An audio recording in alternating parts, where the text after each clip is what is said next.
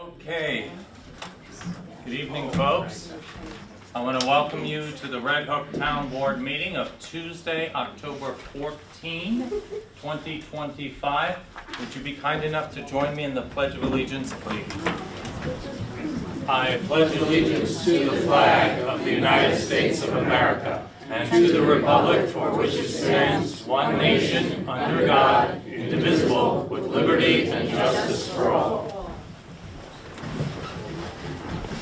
Thank you all very much. Tonight we want to welcome Panda has their new executive director with us, Suzanne Fagel. Suzanne, thank you very much for joining us. Hudson, our camera operator, soon to be departing, and Caleb, who is starting tonight for the first time. So welcome to you all as well. We are going to start out as we normally do, asking you to pan the camera over to the big screen so we can very briefly describe for the folks at home what's on tonight's agenda. And you can decide how long you want to hang on with us if you're watching from home. So we have, because it's the first meeting of the month, we have the supervisor's report. It's a snapshot at a given moment of what the town's finances are, and this is for the month ending September 30th. We also have the clerk's report, a few brief announcements.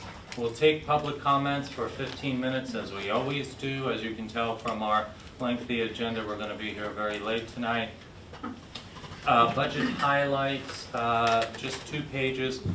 We're in the beginning of budget season, and I prepared the tentative 2026 budget, and I'll just speak very briefly on that because we'll do a bigger presentation once it's in its preliminary phase. We are brief discussion about a new program, state program funded through the county, septic system replacement fund program. That's for individuals who own septics that are near the Sauk Hill or other significant water bodies. There is some funding to help assist in the replacement of them.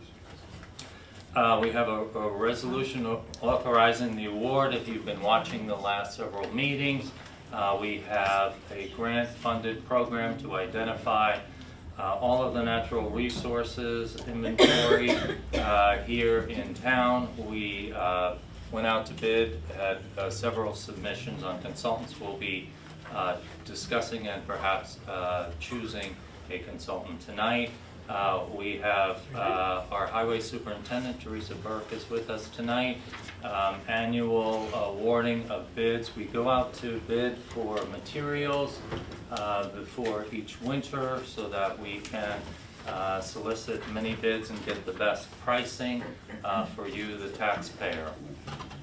We are reintroducing Local Law 1 as 2 local laws. Let me start with Local Law A, rather. It's an amendment to the Community Preservation Fund. We are proposing to add 2 things to the Community Preservation Fund plan. The first is a parcel of 28.4 acres, what we commonly refer to as Rec Park West. If you're familiar where that is, there's a softball field. It's the entrance to the Sauk Hill Trails, ultimately to be developed out with rectangular fields for soccer someday and other rectangular sports. The other thing we are adding to the plan is the language that is authorized in the law for us to pay down debt on existing preservation projects that are already completed. And by doing so, because we're now maintaining a balance of $3.6 million, by doing so, it frees up some monies that we can use for other important things. We have fire companies and other departments that need additional funding. So those are the 2 things now. Somebody said, oh, you're including language, boat club, using CPF monies to acquire the boat club. Folks, please don't believe what you read on social media. The Community Preservation Fund has very specific uses. It cannot be used for anything except a willing seller. So if somebody convinced you otherwise, I'm sorry that that was the case. There's very clear language about that in the law. So those are the two things we're doing, adding the Rec Park West so we can pay down the existing debt. And it also gives me an opportunity to remind folks, if you haven't been here previously, we talk about how the community sometimes is very agreeable with actions that are taking place, and then there are sometimes when they are divided.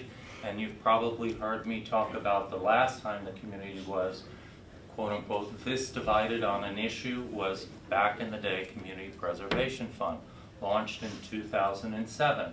And some of you have talked about the boat club and why don't we put it up to a public referendum. It's not eligible to be put up for a public referendum. But also to say to you that back in the day, and timing is everything. When you treat me like that. When you treat us like that. Timing is everything. When we introduced the Community Preservation Fund, that initiative with the local law, it had been worked on for about a year and a half, and just as we're about to introduce it and put it to a public referendum, it's 2007, and the real estate market is declining.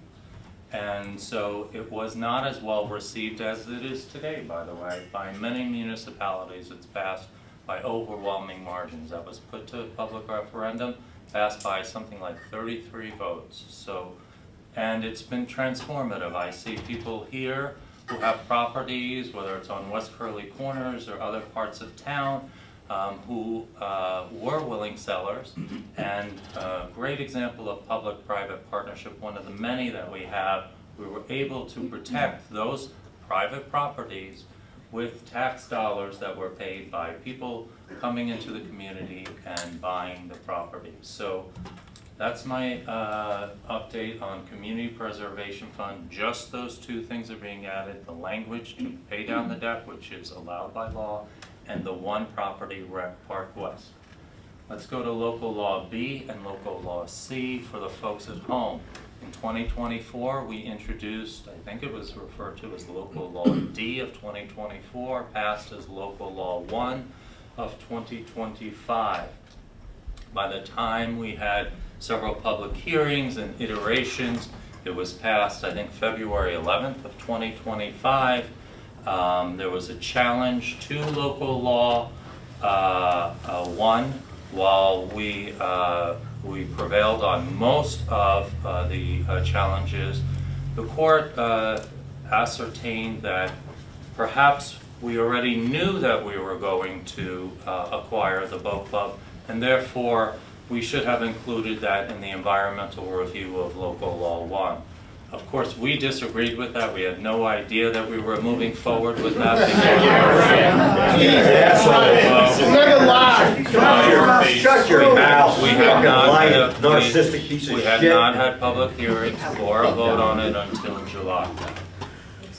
We said at the time when the court came down with the decision that in order to consider any additional legal fees, we decided it might just be easier to reintroduce the local law and consider the acquisition as part of the environmental review. And so we are doing that tonight. We are introducing local law B and local law C. We've split it out a little bit so that most of it's in local law B. Any issues related to boat club or marina is in a separate law of local law C. And so we're introducing that tonight. Number 7 is a resolution regarding New York State Building Code update every several years. The building code is updated. We have to recognize it here in our municipality as well. And we are going to do so tonight. The code will go into effect in January. We have the option, or individuals, applicants have the option of going under the old or the new code.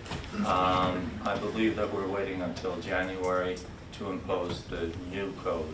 But you should be aware of that, that there is a new building code. There's a summary sheet, sort of a cheat sheet of what the changes are, and this all comes down from the state. It's not something that we formulate ourselves.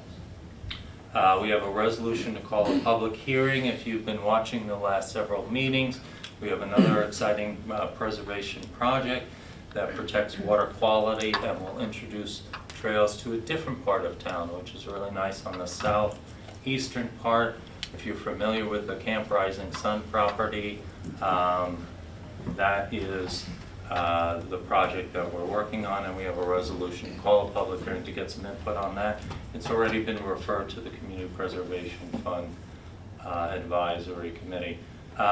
We are very close to starting construction on the second community solar project. That is happening on the few acres that were mined nearly a century ago on Cookingham West. It is not on any of the active farmland. All of that has been permanently protected. And so the construction is about to begin next month. And so we are going to hire somebody to acquire the members and to manage them. If you were fortunate enough to join the first community solar, which is located by the Red Hook Fire on the Red Hook Village well field, you're doing really well. You're saving hundreds and hundreds of dollars each year. Unfortunately, for the way the energy pricing is this time, you'll be looking at something like a 10% savings on what you would normally pay for your electricity. We have a couple of items for reorganization, and we will not be awarding the community composting bid, but we will be discussing the continuation of that under a different company name. Okay, with that being said, let's jump right into the supervisor's report. This is for the period ending September 30th. We started with an opening balance of $10,065,000, receipts of $1.2 million, disbursements of $1.7. We end the month with an ending balance of $9,562,000. Board members, for your information, the budget adjustments that's prepared by Ann Conway, our bookkeeper, are included as well, and the monthly variance report. All of this information, folks, if you sign up on our webpage we've had for years, notify me. It'll all be sent to you the day before the meeting, and you can have it sent to you either by email or by text. Board members, any questions on the supervisor's report? No. No? Okay, is there a motion to accept? So moved. Second. Thank you, Jacob. All in favor? William? Aye. Julia? Myself. Very good. Deanna, would you kindly give us the town clerk's report, please? Town clerk's report, September 2025. We had 232 served at the window. We had 179 phone calls, and we did 89 notaries, give or take. The town clerk's report for the period of September 1st, 2025 to September 30th, 2025. Total local shares remitted, $8,252.80. Amount paid to New York State Agriculture and Markets for the spay-neuter program, $36. Amount paid to New York State Department of Health for marriage licenses, $180. Amount paid to New York State Environmental Conservation for hunting and fishing licenses, $2,875.20. Total state, county, and local revenues, $11,344. And there are vouchers. I hereby certify that vouchers number 33853 to 34001, totaling $586,834.62, processed in the month of September 2025, are an accurate reporting of the abstracts approved for payment by the town board. Very good. Thank you very much, Deanna. I noticed the hunting and fishing licenses. Is that up from last year? That was just a very busy month because the doe commits and most of the people are getting their hunting licenses Yeah. in September. So it's sort of average, the same. Okay. It was last year? Yeah. Okay. Any questions? Motion to accept the clerk's report? So, thank you, Bill. Second? Second. Thank you, Julia. All in favor? Aye. Very good. Okay, announcements. So we want to remind everybody, now's the time. Now's the time to become involved in developing and shaping the community you want to have for the next 20 or 30 years. And in particular, what would you like to see in this community that doesn't currently exist? What types of places, what types of activities? And so the very first visioning workshop, the update to the town's comprehensive plan. You often hear that our comprehensive plan is from 1993. That is actually true. But the comprehensive plan went through an extensive review back in the 2004-2011 time period. It's when the Centers and Green Space Initiative was launched and zoning was passed in order to match that. So it hasn't been really 32 years that people have been thinking about the big picture. It's been something in the neighborhood of 14 years or so. Nonetheless, we want to hear from you, in particular about ideas of things that you would like in the community. The first visioning workshop is happening at the Red Hook High School Tuesday, October 21st, and registration is open. Is encouraged, yes. Is So encouraged. everyone is welcome. We will not be turning anybody away, but it is very helpful if you register in advance, and we hope to see you all there. Okay. Very good. We have a memorial bench dedication to Tom Gilbert, who was very involved with the softball. And that is this Sunday, October 19th to 11 a.m. The bench just arrived today, as a matter of fact, and was installed. It's a good opportunity to not only thank his family for all the time that he put into it, but to remind folks that small communities like ours really run on the energy of volunteers, and so we thank all of you who volunteer in whatever capacity that you are. People need help with lots of things. I can tell you, you don't need me to tell you that. However, Dutchess County Community Action Agency, and full disclosure, I sit on that board. We have a Red Hook location. It's in order to assist people with lots of services that they might need, everything from heating assistance to other federal programs. One of the nice things they have is they have volunteer tax preparers who also come and help individuals who need that type of assistance. So there's opportunity to volunteer for that if you'd like. Okay, that's all I have for announcements. I did get something from Dutchess Tourism, letting us know that both the Fisher Center and Tangent Theater were nominated for, they are finalists in the Destination Dutchess Tourism Awards of Distinction in the accessibility and storytelling categories respectively. Winners to be announced November 13th at a special breakfast at the FDR Library. So congratulations to those organizations on being nominated.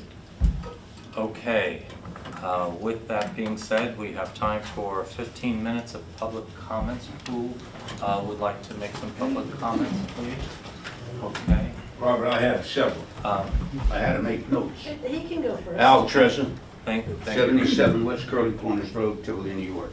First of all, I'd like to talk about this sign. This sign was out at the fork in the road and obviously been vandalized. And Robert, if those are your supporters, I'd like to know what kind of men or women support you, haven't got the guts or the courage to come to the boat club and tell us why they want to strip us of our title and glom on to everything we've done for the last 77 years. Okay, that's number one. And that's disgraceful. Disgraceful. The other thing, you lied to me, Robert. Last time I came here, less than 2 weeks ago, I asked you, are you going to re-amend the zoning law? I can't answer that. I asked you, what do you mean you can't answer? I can't answer that. I can't answer that.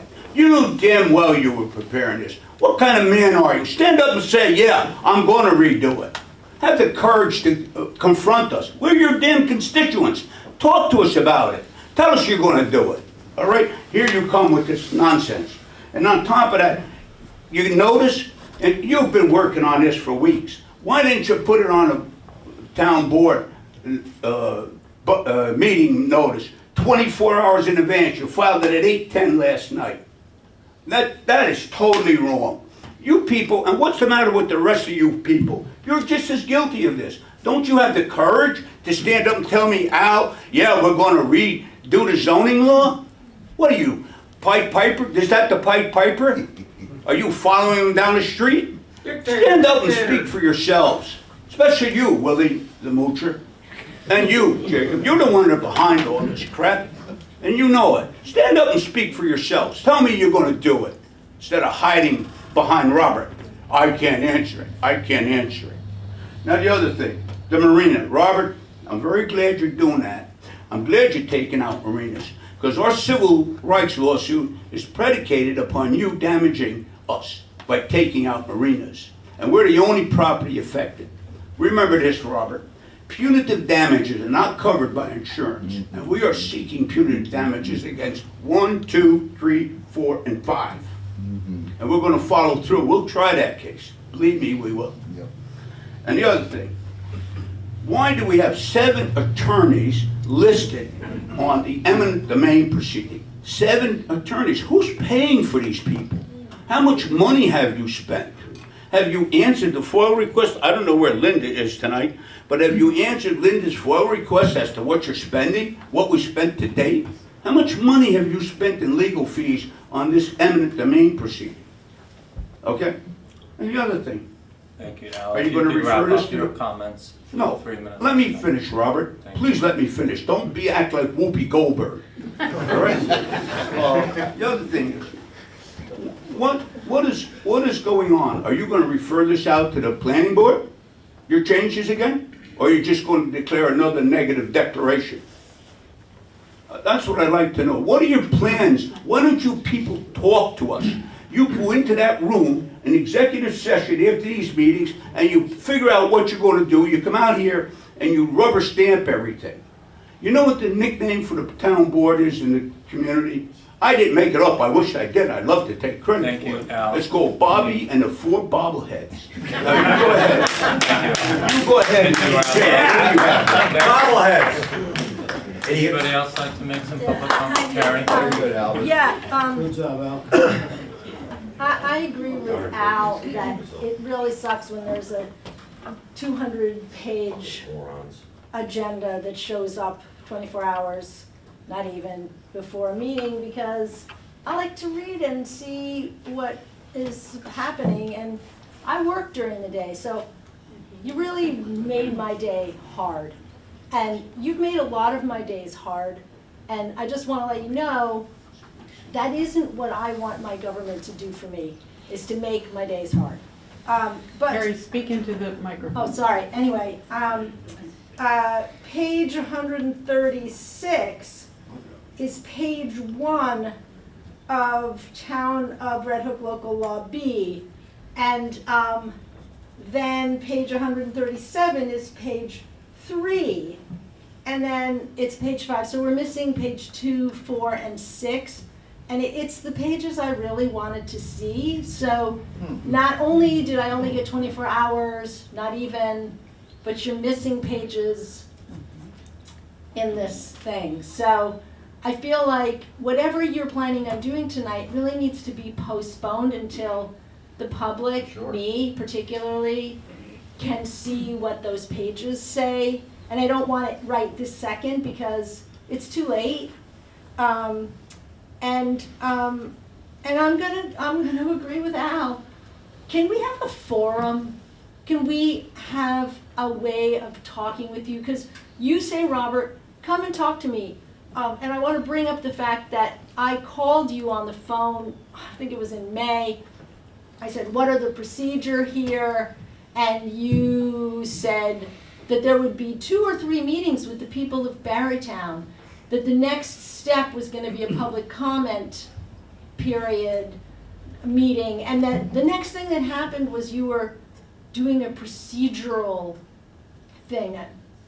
Bill and Christine were like, oh no, this isn't a step, this is just procedural. But of course it started the clock ticking. And so I had a conversation with you, and when we were talking, I said, okay, I'm writing this down, Robert. You said da da da da da. And these things haven't happened. We didn't go through the steps you said, and we haven't had 2 or 3 meetings with the people of Barrytown. That was supposed to happen. So I'm really losing my trust in having a conversation with you, Robert. So I would like to have a forum where the board talks to the public and we can ask questions. We don't want to just read these documents. I want to understand what's happening, and I want to be able to ask questions and have those questions answered. Is there some way this can happen? Carrie, thank you very much for your thoughts. We'll take it into account. We need to give other people an opportunity to speak. Do other people want an answer to this question? Absolutely. Yes. I think I'm representing pretty much. Is there anyone in the room who doesn't think we should have a forum? Is there anyone in the room who doesn't think we should have a forum? I think, and so everyone in this room agrees with me, okay? But you refuse to answer a question or speak to us as people. We're people, okay? Thank you, Carrie. I'm sorry, but I have to ask you to wrap up because we've got Decorum, Robert. I am going to do your decorum, but I think It's not my that rule. It was instituted before my time. I understand that. However, you have an opportunity right now to say, yes, let's have a public forum. You have an opportunity, okay? I'm giving it to you right now. Thank you, Carrie. I appreciate your comment. Thank You won't be on the line no more. Somebody King else. says no. Yeah. Roxanne, we've got time for two more folks. Good evening. My name is Roxanne Fisher.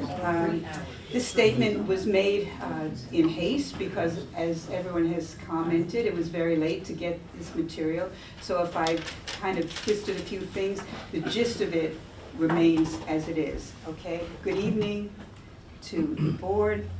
I'm here as a follow-up to my previous statements to express ongoing outrage over the board's reckless misuse of taxpayer funds to pursue the eminent domain seizure of the Red Hook Boat Club, a project which is overwhelmingly opposed by our community. Despite court-ordered settlement discussions ongoing now, the board is pushing forward with tonight's agenda. It introduces local laws A, B, and C as attempts to circumvent the court's findings and push the seizure ahead. As background, Dutchess County Supreme Court Justice Maria Rosa ruled against the town in this past August and annulled the major parts of Local Law 1 for violating SEQA and failing to consider the environmental impacts of eminent domain and for improperly redefining boat club to target private property. This ruling confirmed the process's flaws, lack of transparency, and echoes the fact that there is no public input. Yet, instead of halting this divisive action, the board continues to insist on full acquisition, even as legal actions remain pending in both state and federal courts. Local Law A manipulates the County Preservation Fund, CPF, meant for voluntary land purchases under the general municipal law, 6 to bankroll this 1.25 million plus seizure, plus hundreds of thousands in ADA and maintenance costs. The funds from the CPF would possibly be used post-purchase for this eminent domain process. Laws B and C patch zoning flaws that Rosa exposed, bypassing proper environmental studies and site suitability. I've attached a supporting document with specific details.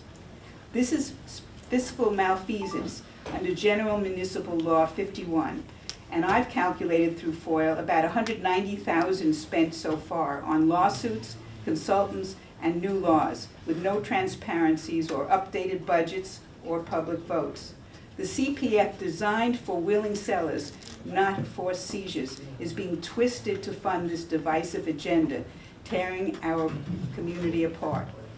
I've done some research, and importantly, the board does not have sole authority to ram these through. The process is constrained by state law.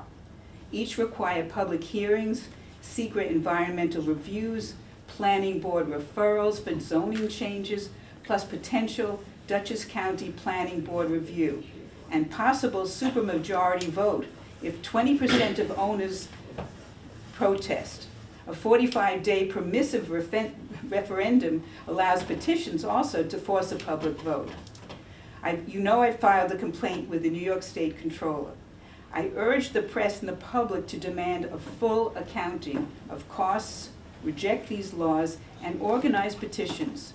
Pause spending, embrace mediation for a true partnership, and commit to an independent audit.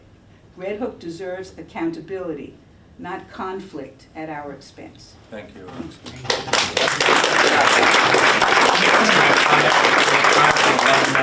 Public comment, Matt, if you'd be kind enough just say your name. Sure, my name is, Matthew Donahue. I live at 60 Garden Street. The reason I'm here is to represent all these folks and everybody in Red Hook. And you said something in the beginning of the meeting, which you said there was a divide with the community about the eminent domain taking over the boat club, and there is no divide. There's 5 against the entire community. You're the only 5 people on record, that want this to happen. So a good friend of mine, Ed Blundell, mayor of Red Hook for many, many years, trustee. I've known Ed for 20 years. He gave everything to this town, everything to the village. He was like the real representation of Red Hook. And I'm gonna let you know what Ed sent me today. This is her quote from Ed Blundell. Seems like the town isn't listening to the people. The zoning change is a bit devious, but I am not sure he can do that in one meeting. The first change was voided by the court, as I recall. He's trying to devalue the location of that zoning change, which reduces the market value in eminent domain. Just sounds like bad karma across the effort. I don't recall town people ever complaining about river access issues. Ed kept his boat in the Roundup for 30 years. He says if a resident can afford a boat, there's plenty of places and options to dock and winter storage. Like he mentioned once, we need to keep the lawyers and the financial people on top of this. Buying, redevelopment, insurance, and staffing will prove very costly. The purchase could likely be funded by the Community Development Fund, but not the recurring costs. That would be from taxes. The town should just back off and recognize the folks don't need or want this. Then he goes on to say, you guys should get a friendly accountant to project costs to the town down the road. The purchase price is one thing, but I would presume that they need engineering, demolition, redevelopment, and a year to do that. That's just about $500,000. The insurance, proper staffing all year is going to be expensive. Even though it is not a beach, you're going to probably need a lifeguard and trained staff. Is there any deep thought to what they're going to do with the boat club during the winter when people and teenagers decide to go down there and party and hang out and have fun and do absolutely nothing? So this is a very emotional issue, obviously, for the town, and I'm trying to be as less emotional as I can. But the reality is, folks, this isn't what the town of Red Hook wants. We're telling you that. Everybody's here is telling you that. Please do the right thing.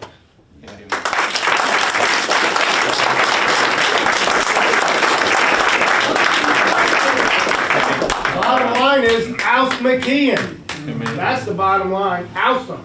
I'm sorry, we're finished with public. Let him speak. Let Let him speak. You need a minute or two. You started need a minute or quick. two. We have 11 items on the agenda. My name's Rob Singleton. I live at 19 Smith Street in the village of Red Hook. Thank you for your time tonight. I'd like to address my comments to the 4 board members, exclusive of Mr. McKeon.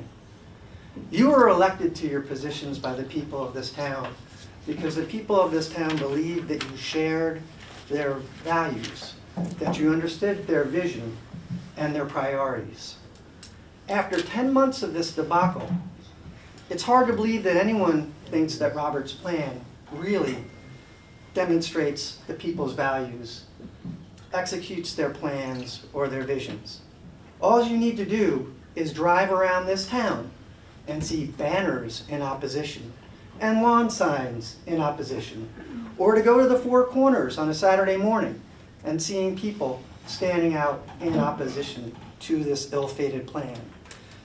The result of this debacle has been wasting taxpayer dollars on legal fees and dividing this town and the erosion of the people's trust in you 5 people. You 4 can change that tonight. All you need to do to restore the people's trust is vote no on local law B. You can then bring back some faith in our public leadership. If you stand up and just vote no, you'll regain people's trust. Thank you, Rob. Thank you.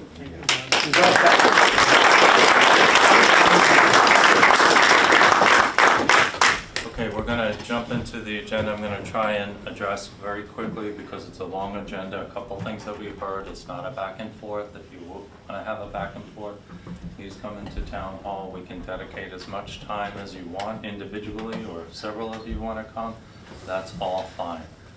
First of all, as far as who wants to have access to the river, well before many of us even moved into Red Hook, the community, we talked about the comprehensive plan and visioning, the community said, we want access to the river.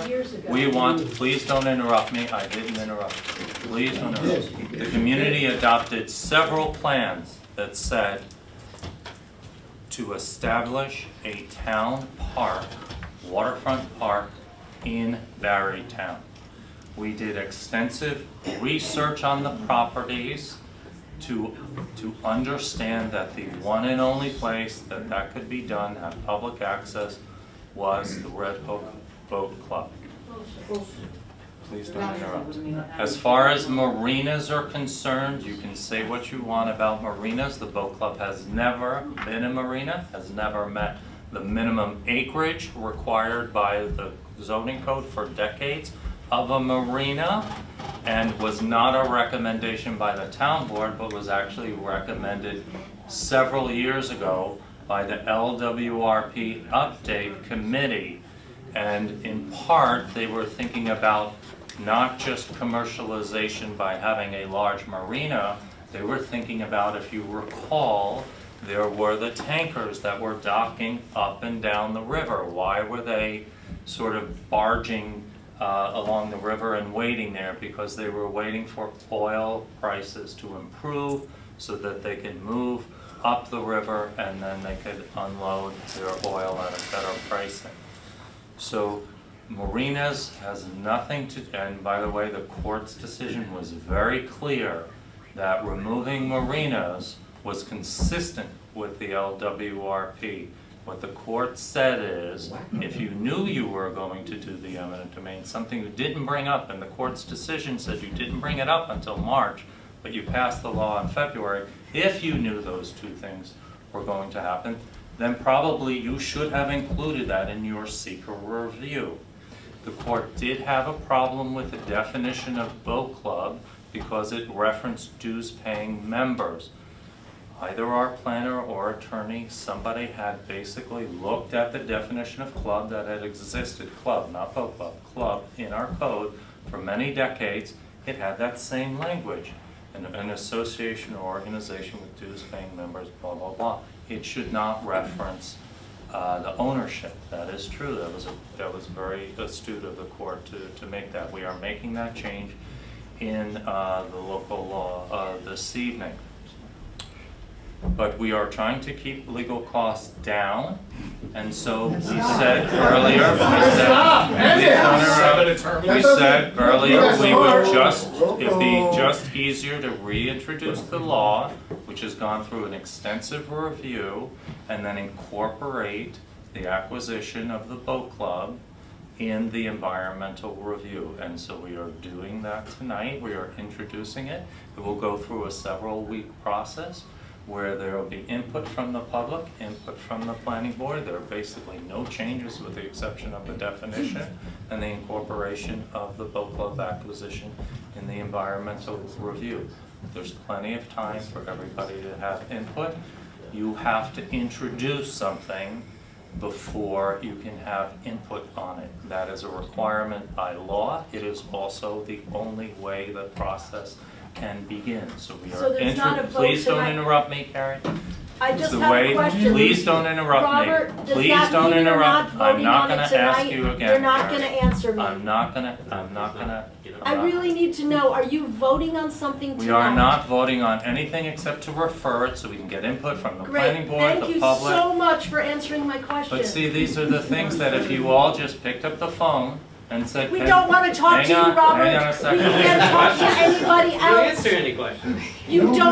To talk to you is like talking around the world. Carrie, I'm gonna ask you not to interrupt us. I'm not gonna interrupt you Thank you. Last week he goes, quack, quack, quack. Folks, I'm gonna ask Thank you you, very much for answering my please. question. We should go, they're not voting. We're going to move on to the agenda items. We're gonna cover Psychiatric Center very for Robert basics McKeon. about the 2026 tentative budget.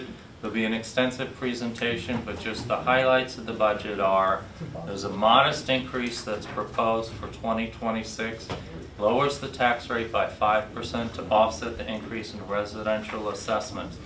Big picture is, despite a slight increase, the average home's town taxes in Red Hook will be $648 for the year. That's for all the services you get, your roads, your parks, all the permit, all the stuff, your recycling, your garbage, sanitation. We have wonderful programs related to clean energy. All of that and all the many events for $648 for the year. That is down from $674 a decade ago, despite triple-digit increase in healthcare premiums and other inflationary aspects, and more than 80 completed capital projects. So we'd like to think, you may disagree, that we're doing an amazing job managing the taxpayers' money, and we're doing our best tonight. Let me finish, please. Tonight, the important part of local law A, and the reason we want to get it passed, is it will free up budget lines so we can use it for things like our fire companies who have additional needs and other departments who have needs as well. So fund balances and credit rating remain strong. Somebody talked about financial risk. We have for the second year in a row a perfect risk score from the New York State Comptroller's Office, a 0 score. We had an upgrade back in 2016 by Standard & Poor's, reaffirmed back in 2019 and 2024, citing improved management of the funds. And continued projects, and you've heard about many of them related to trails and connecting parks. The entire rec park has essentially been renovated after not having any funding since basically the 60s. We have flipped the script, if you will. I think I mentioned at our last meeting, my predecessor, when I was on the board, proposed 1 year for a budget 23% increase in town taxes just for one single year. We haven't had any increase over the entire decade. I would anticipate, knowing the demands that are coming in front of us, that you should expect modest increases from this point on out.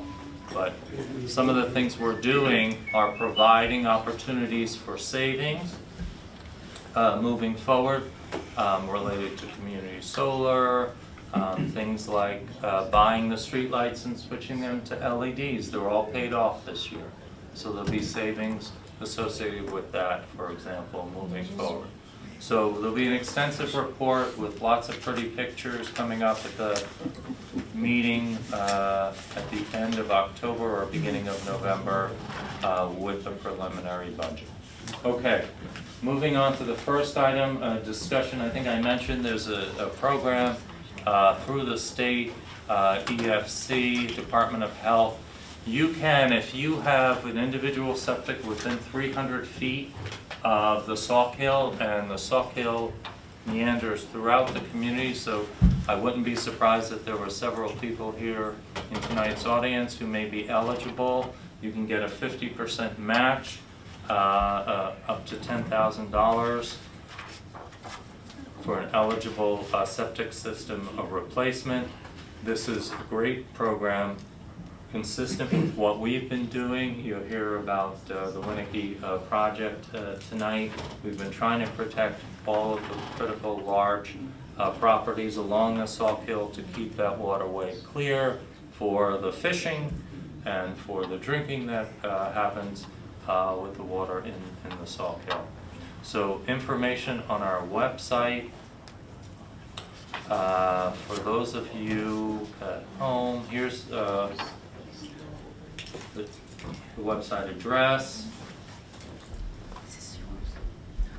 Here's the map. So you get some idea of just how many people are eligible in the colored area. This includes the village residents are eligible. System replacement, did we talk about what the deadline is for us?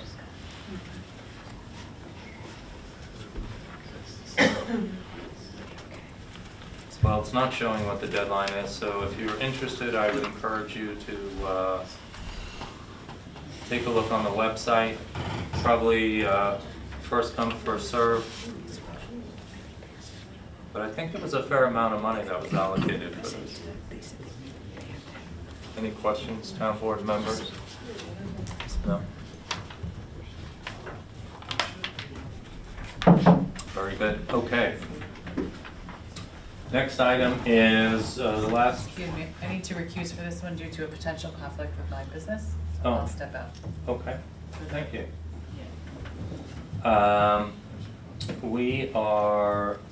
We went out to bid for consultants for this grant-funded project, which is to do natural resources inventory. We had several submissions. We've got a resolution here. The CAC spearheaded this. We had 1, 2, 3, 4, 5, 6, 7 submissions. The recommendation from the task force is for Hudsonia. I know they've done a bunch of these, in fact, for our neighboring Milan. And they did, if I'm not mistaken, they did the one for the county, so they probably already have a fair amount of the data. Hudsonia is right here based in Annandale.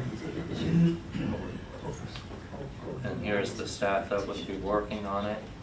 I think I showed you earlier the scoring by the review committee.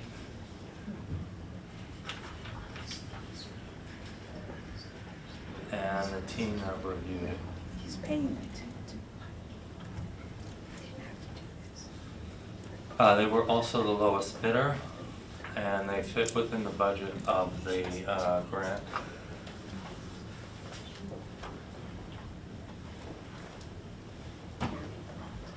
Any questions, folks? Are we ready to entertain this? Deanna, what resolution are we on? 66. 66, thank you.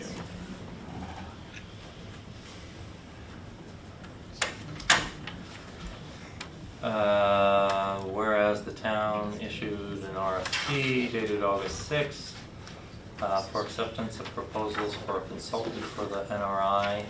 The proposals received. Is the amount in this communication? 58. 5820, okay. So let's fill in the resolution with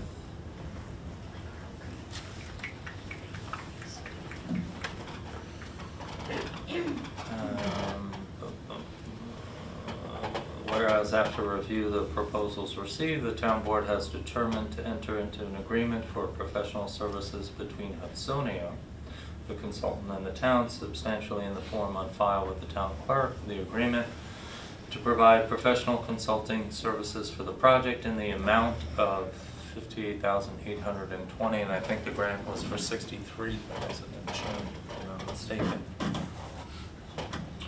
That's set forth in the agreement. Who would like to move this? So moved. Thank you, Christine. Who would like to second this? I'll second it. Thank you, Jacob. Any discussion on this? I just want to thank Bill, Lori, Alex, and Jen for their work on scoring and for all of you moving this forward. And for the review of 7 submissions, Exactly, too. yes. Very good. Okay, likewise, thank you to all the volunteers for gathering not only the submissions, all the work, helping to draft the request. Okay, all in favor?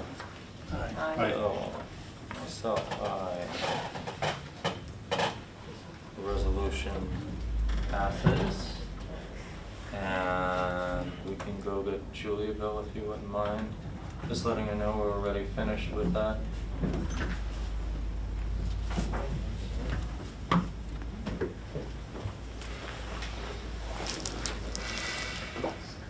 Okay.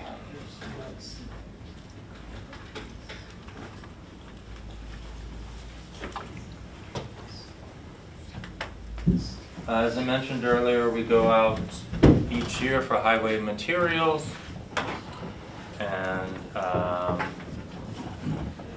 several different categories, authorizing the purchase of ice control abrasives. We have bids for that. We have a recommendation from our highway superintendent. Purchase of road services and materials pursuant to town procurement policy.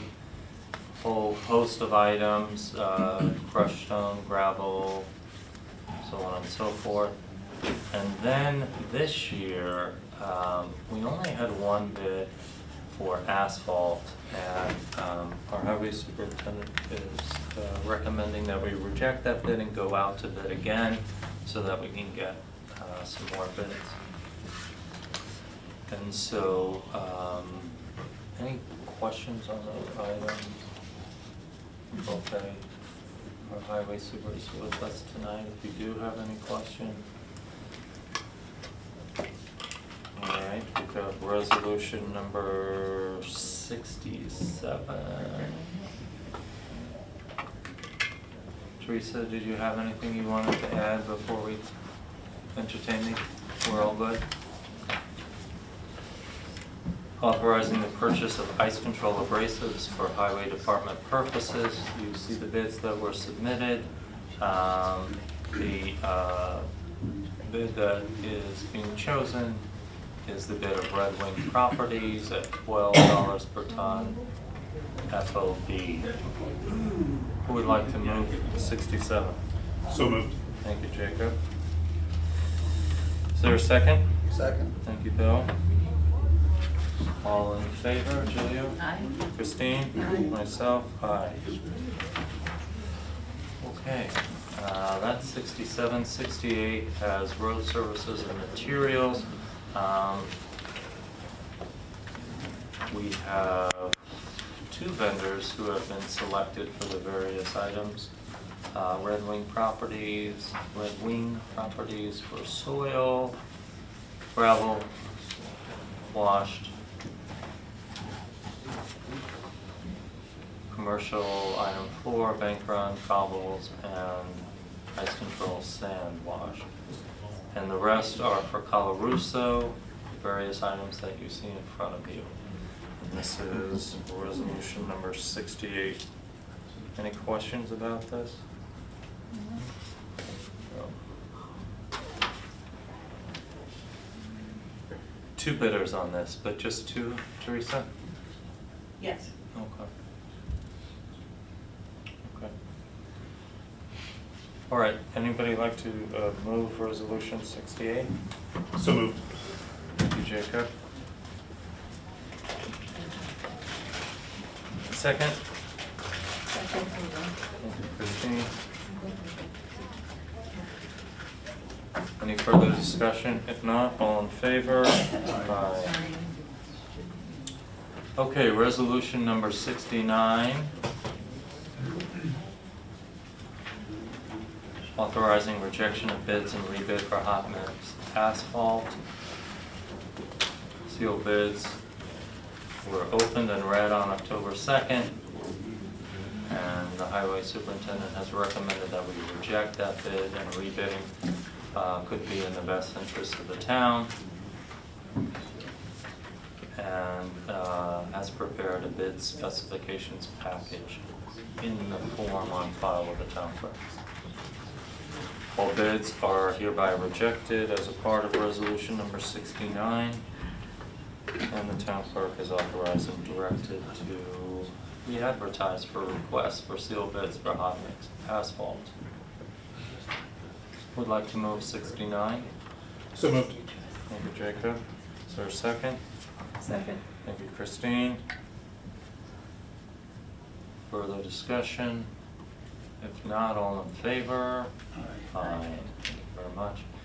Here are those submissions.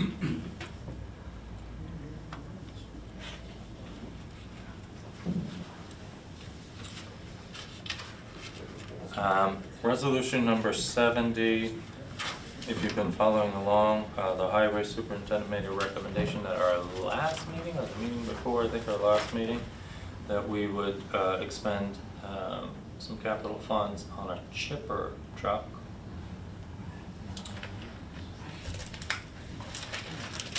And a cold patch vehicle, dual use. This would replace the 2002 International 4700. The purchase would come from the HT equipment line and balance of CHIPS funds. The total cost is, this is being piggybacking off of a Sourcewell contract. Total cost to be just under $172,000. And this is resolution 70. Any questions about this? Seems like a smart move, or as I think I've been talking about for the last couple of years, we're spending more and more time, energy, labor on tree removal. The storms are oftentimes more wind than rain, and the crew needs to go out there at all hours to go clear the roads. Okay, who's moving 70, or who would like to move 70? So moved. Jacob. Second. Thank you, Bill. Further discussion? Just thanks, Teresa. Hearing none, all in favor? Aye. All right, and there are the specs for that.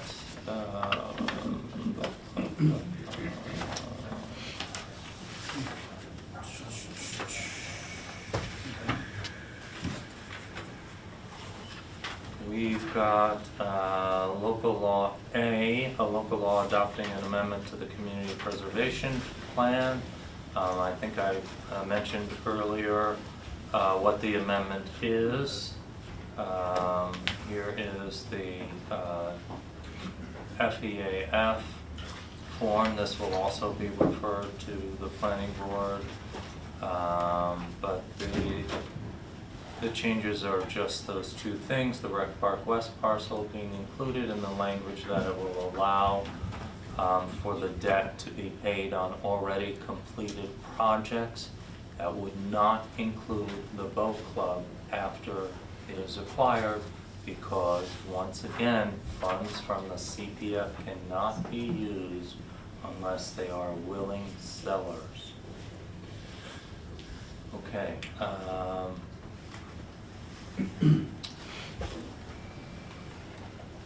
We've got a couple things on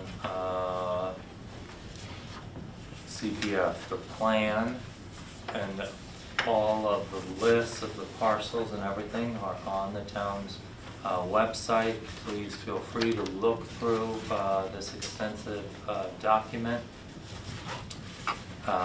We need to, first of all, entertain a classification resolution here on the proposed change. This would be resolution number 71,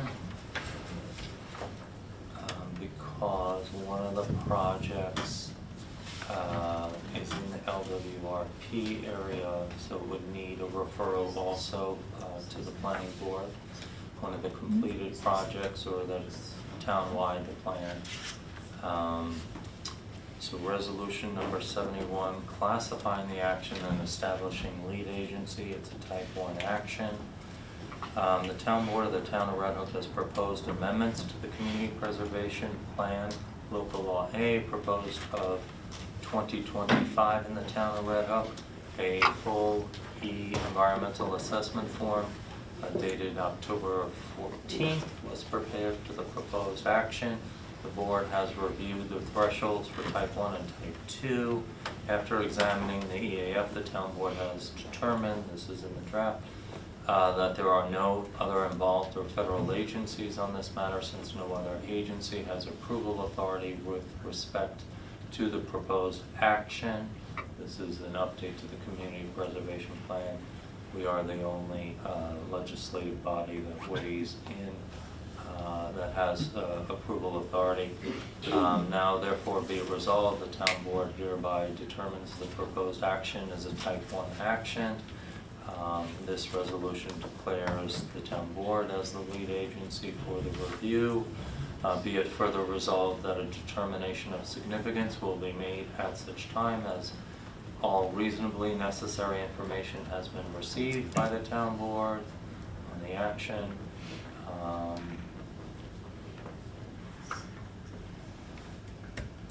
71.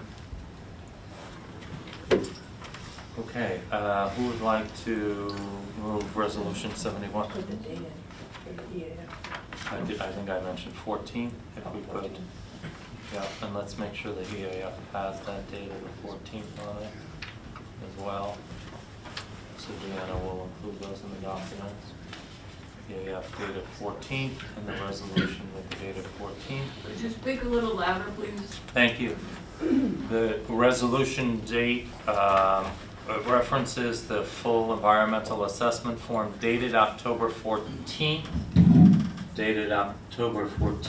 and the EAF itself will also be dated today's date, October 14th. That's resolution number 71, classifying the action as type 1. And who would like to move resolution 71? I'll move that. Thank you, Bill. Is there a second? Whatever term I'm looking for. Second on that? Second. Thank you, Jacob. Any further discussion on the classification? Okay. All right. All in favor, Julia? Aye. William? Aye. Myself, aye. Christine? Aye. Jacob? Aye. The resolution passes. Okay. Next is a resolution establishing a date for a public hearing regarding the adoption of local law A, proposed of 2025 by the town board of the town of Red Hook regarding an amendment to the community preservation plan. So before we go ahead and entertain this resolution, we need to look at the, as we discussed at the last meeting, we have to change our November meetings.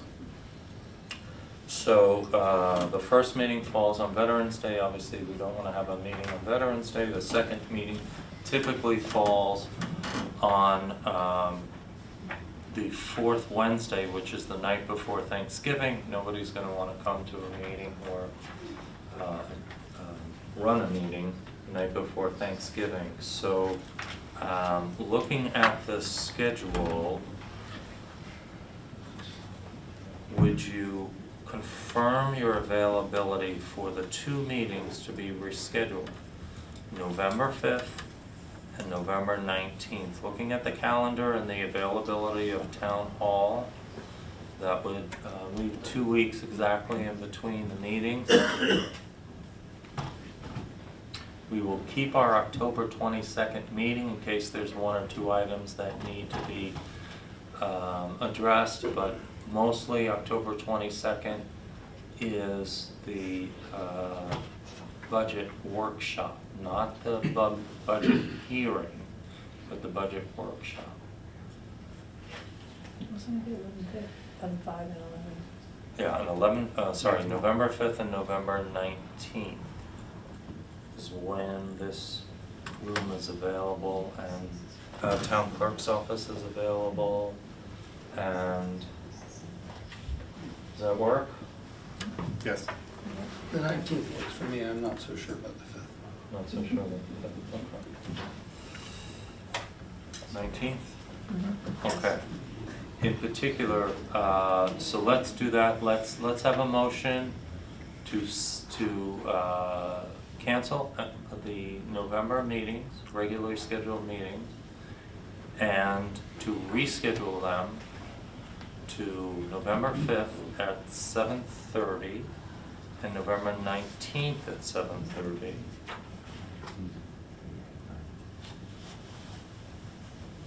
And I'll move that. Is there a second for that? Thank you, Julia. All in favor? Aye. Aye, okay.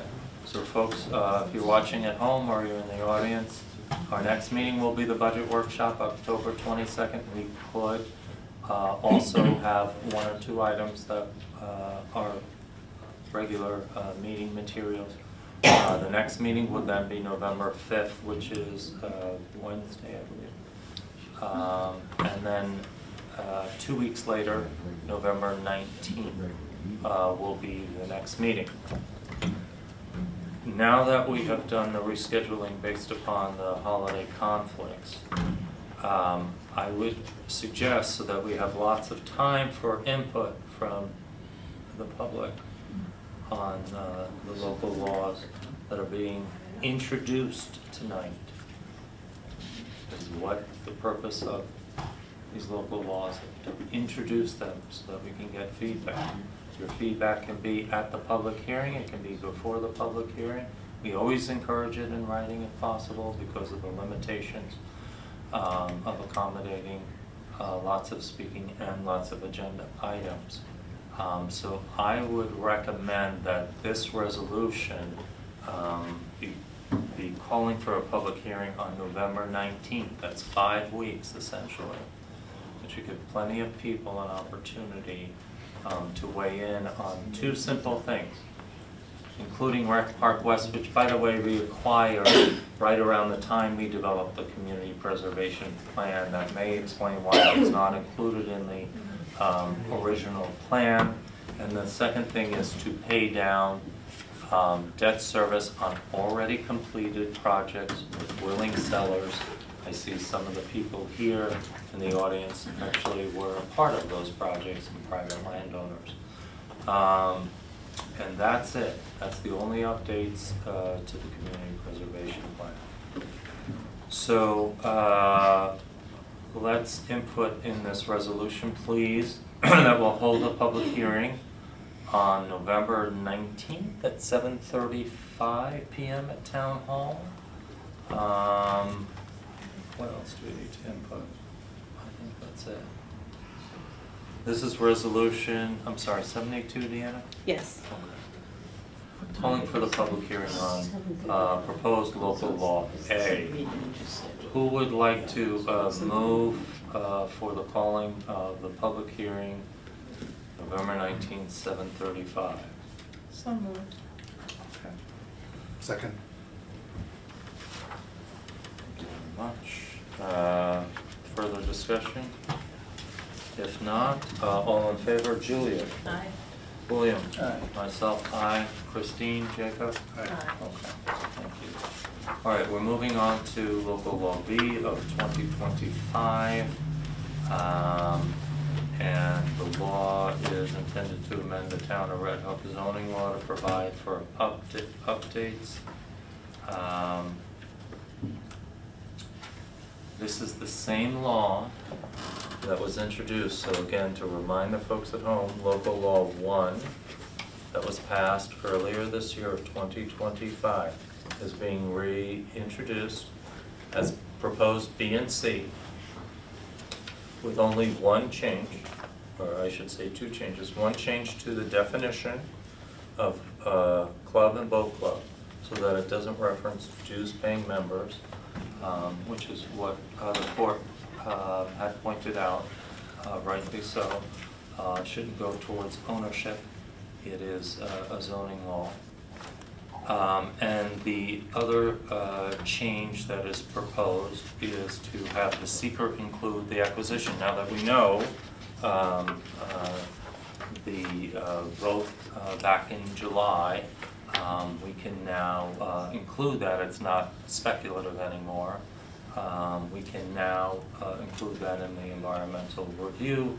And just for the folks at home, we did the environmental review on local law 1, we did the environmental review on the eminent domain, so all of the environmental review has actually concluded, but what the court wanted us to do was when we did the laws, not the eminent domain, when we did the laws, the court had nothing, had no jurisdiction on the eminent, the court had no jurisdiction on the eminent domain. The court wanted us to consider the acquisition as part of the environmental review, so that's a reminder.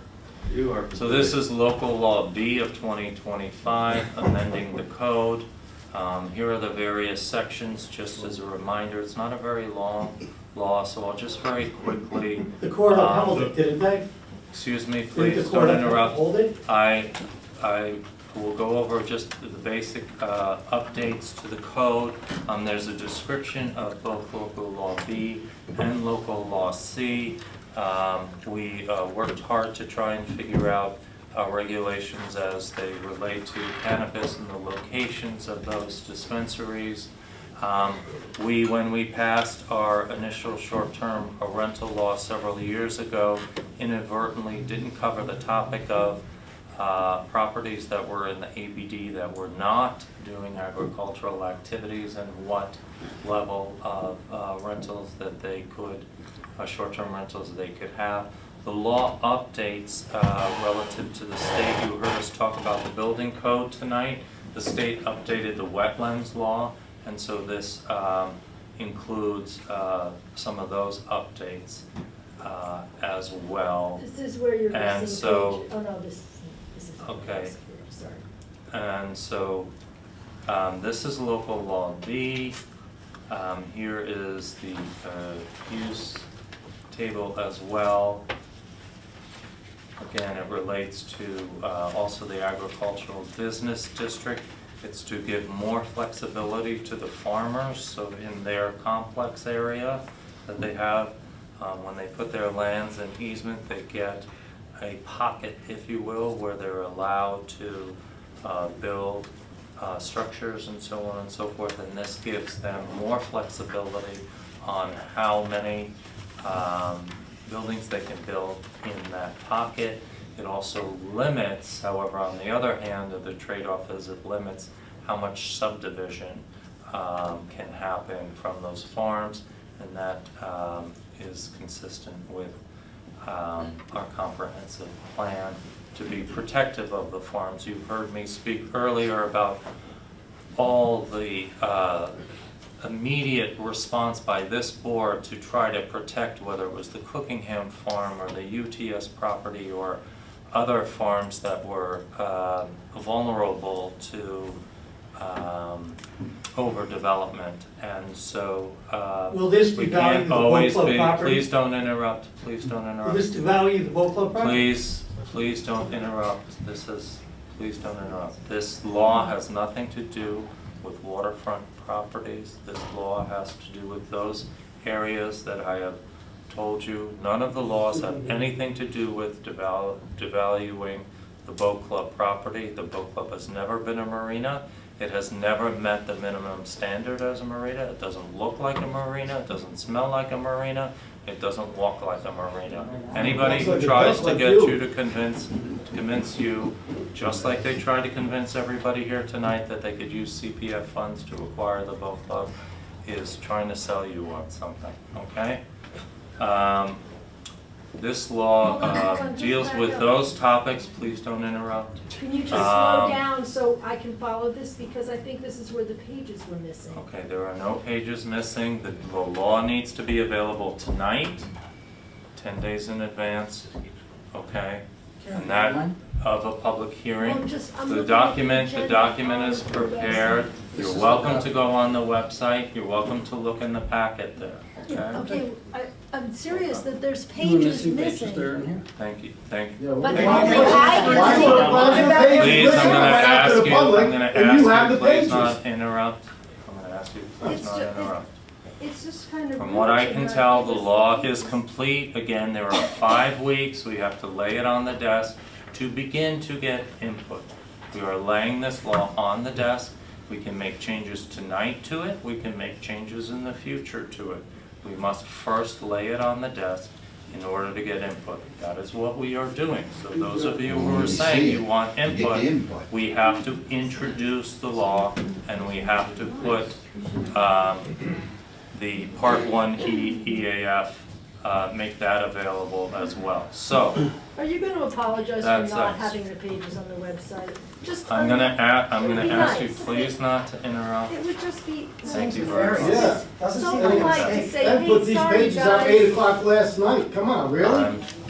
Please, I'm gonna ask you not to interrupt. Thank you. Now's your chance to Local stand law, up, you Part four. 1, Stand up Part and put 1 this to bed. EAF. Stand up, you four. Here are the Put it to 13 bed. pages that constitute the beginning environmental review for local law B. Again, for the folks at home, we went through months of review, changes, input, both from the public and the planning board, to establish the law as it was constituted and passed in February. It is only because of a legal challenge, most of which was not supported by the court, but one supposition was that we are having to redo this. If we were not sued on this, we would not be redoing this. That's the reality. The court The rejected. environmental, please don't interrupt. The environmental review, let's go through it. Part 1, a full description of the action and a narrative summary of the proposed local laws can be found in attachment F below at the end of Part 1 of the EAF. So why don't I go to the narrative first and read that for the public. The proposed action includes 3 components: adoption of local law B, proposed of 2025, which amends the zoning law to regulate, and I think I listed those things off. I don't believe I've missed any provisions there, and clarifies the design standards for the TND-CC zoning district. It also includes adoption of local law number C, proposed, of 2025, which amends the zoning law to remove marinas as a special permit use. Again, this was a recommendation that came out of a committee, not from this town board, years earlier. Things change. Adoption 4 or 5 years earlier to remove marinas as a special permit use. It amends the definition of a club and adds new definitions for boat club, boat ramp, dock, and marina. We put these definitions in there because there was concern about grandfathering of the activities that were at the boat club. And amends special permit conditions for new boat clubs, docks, and boat ramps. And 3, pursuant to a decision in that court, The proposed action also includes the town's proposed acquisition of a 2.37 acre property for dedication as parkland as a town dock and park area. The property is located, and you know the parcels, it's in the hamlet of Barrytown. The proposed action is consistent with the town comprehensive plan. The narrative summary of the proposed local laws deals with what I mentioned to you, which is that we proposed this law back in 2024. By the time it was adopted, after all the public input, it was February of 2025, February 11th to be exact. It was challenged in a hybrid proceeding, and on August 14th, a decision, order, and judgment was issued by Acting Justice Maria Rosa. The decision annulled and set aside local law number 1, as I mentioned earlier, because it was presumed that we knew we were going to acquire the boat club and should have included that in the environmental review. The seeker review addresses these three separate actions. The town board review also includes the town's proposed acquisition of a 2.37 property for dedication. A narrative summary of the two proposed local laws are set forth below. For a complete understanding of the changes, readers are referred to the proposed amendment documents available from the town clerk. Here's a synopsis of local law B.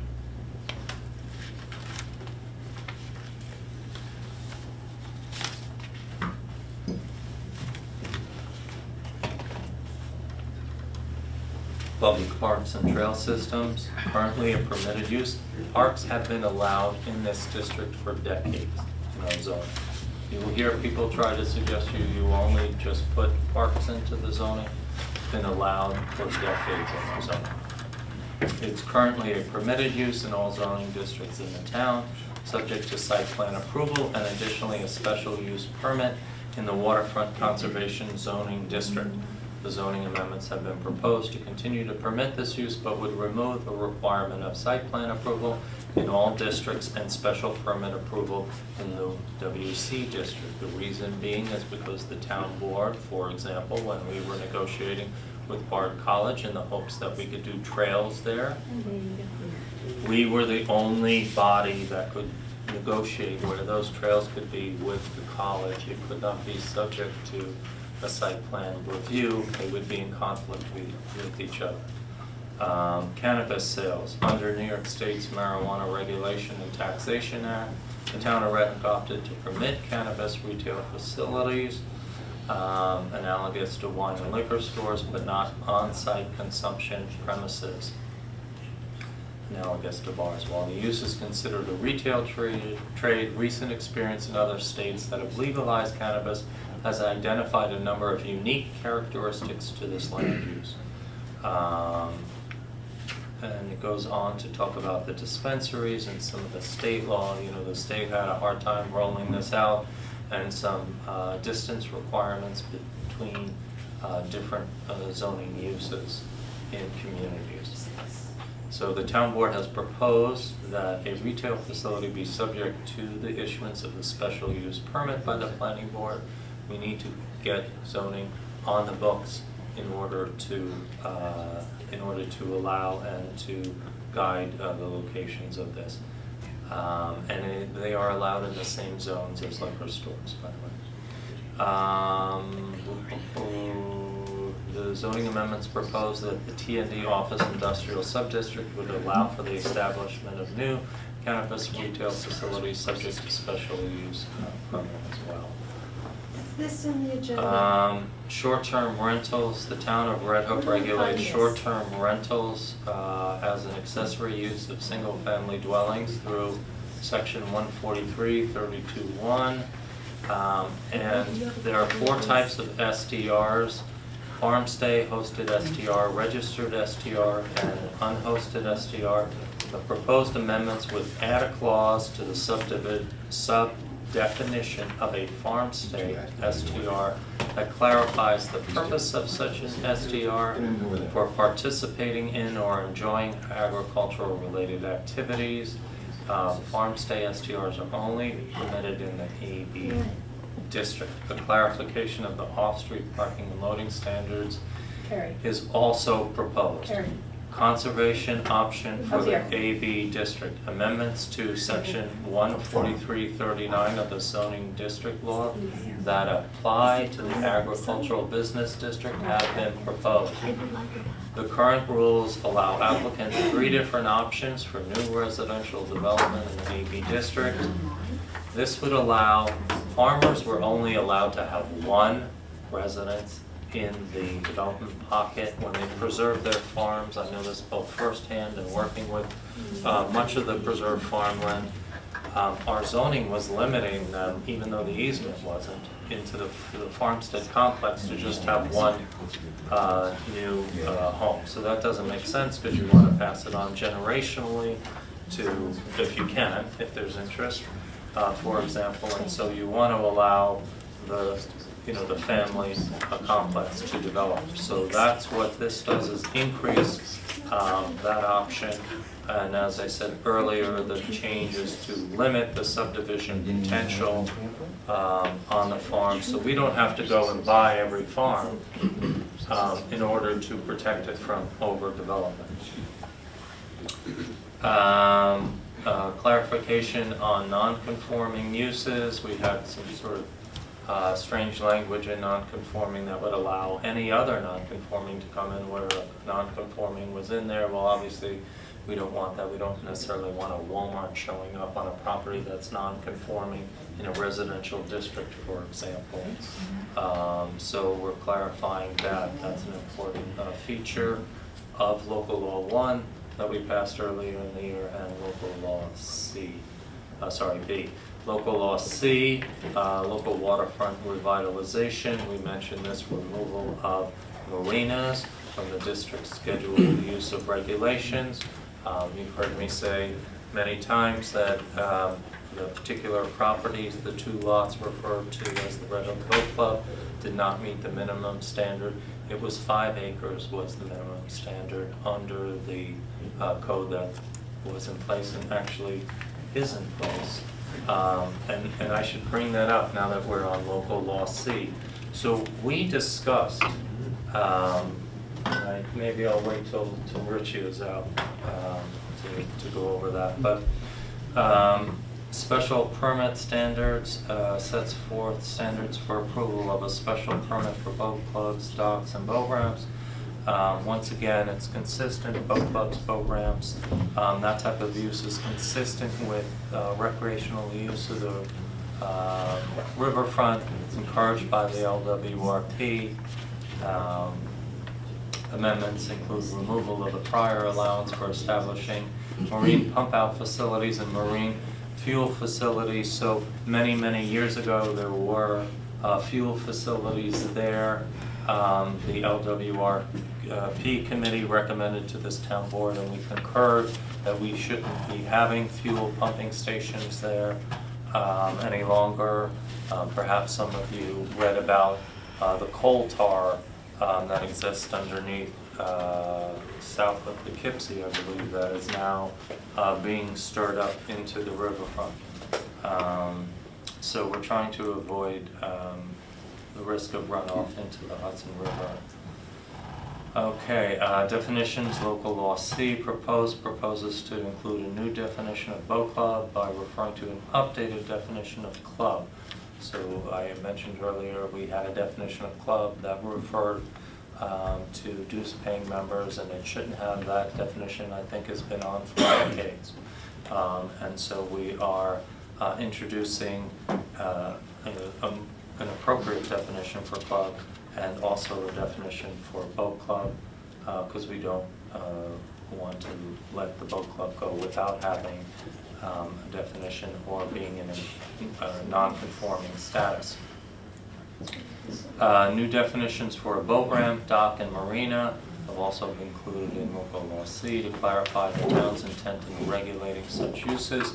The addition of a proposed new road in the district use schedule indicates marinas will not be permitted in any zoning district, and you've heard us talk about we don't want the commercialization of the river Boat clubs, docks, and boat ramps would continue to be allowed as a special permit use in the WC, LD, H, and I zoning districts, subject to the special conditions found in section 143, 107 of the zoning law.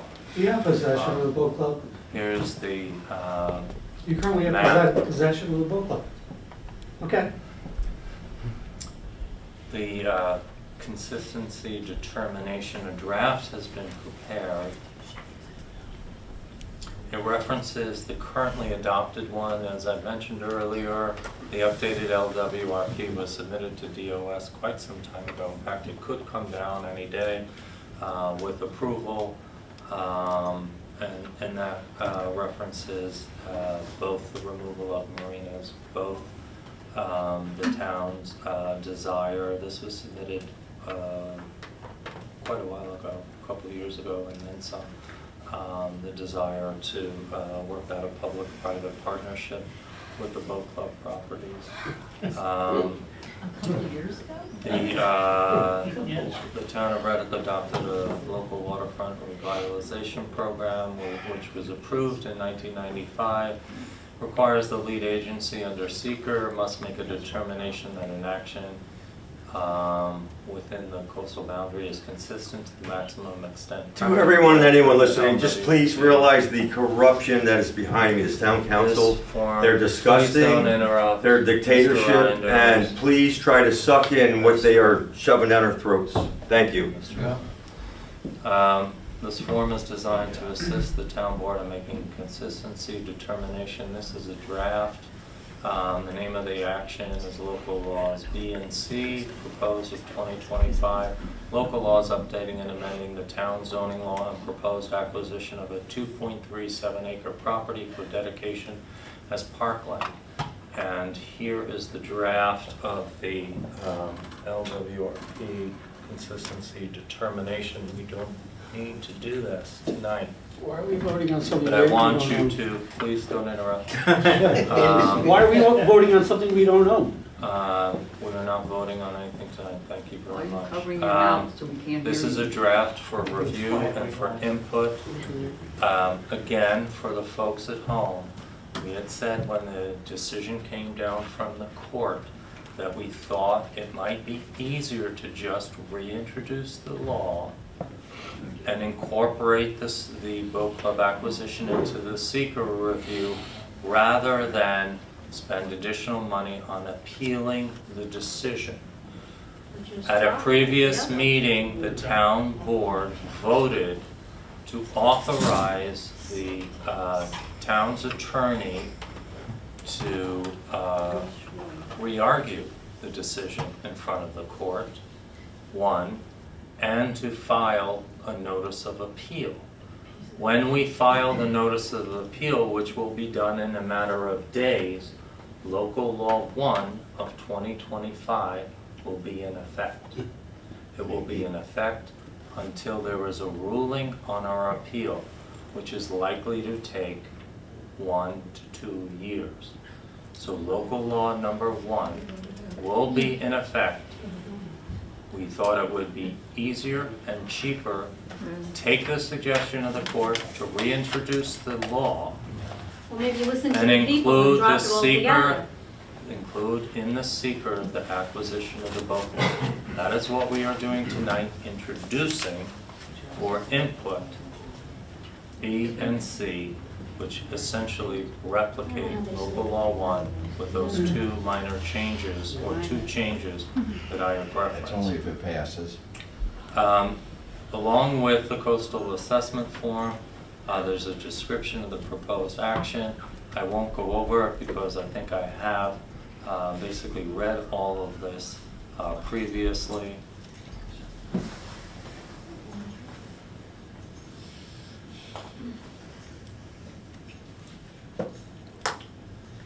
So we have, there's C.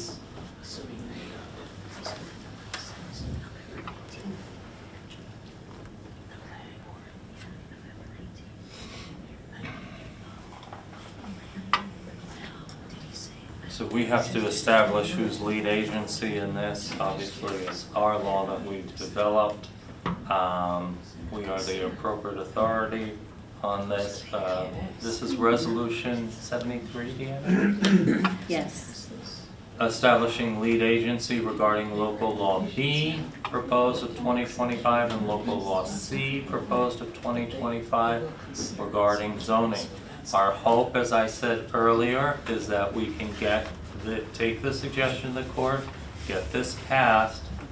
We will file our notice of appeal. Local law 1 will still be in effect once that notice is filed in the upcoming days. And then once this passes, presumably B and C passes, then we won't have to appeal the court's decision and spend more money with the appeal. If this B and C don't pass, then local law 1 stays in place, and we will file the paperwork necessary to perfect the appeal of local law number 1. Define So what? I hope that that's helpful for people who are trying to understand where we are and the purpose of doing local law B and C tonight. And so with that being said, we have resolution number 73 dated October 14th, establishing lead agency regarding local law B proposed of 2025 and local law C regarding zoning. And here is the resolution, which takes into account both the laws and the separate action as suggested by the court, the vote of which has concluded. Any questions about 73? Establishing lead agency? Yeah, what is it? What is that? What is it all about? Can you explain that again, please? Who is we? Who would like to move resolution number 73, establishing lead agency, whereas the proposed form of the local laws have been submitted to the town board, B and C, they're considered together for purposes of the review and the separate action, the acquisition, an EAF and a CAF were prepared for the proposed action. The board has reviewed the thresholds for type 1 and type 2 actions set forth and determined the proposed action to be a type 1 action. After examining the EAF, the town board has determined there are no other involved agencies, since no other agency has approval authority with respect to the proposed action. We hereby declare ourselves as lead agency. So going back again to the FEAF, if I could.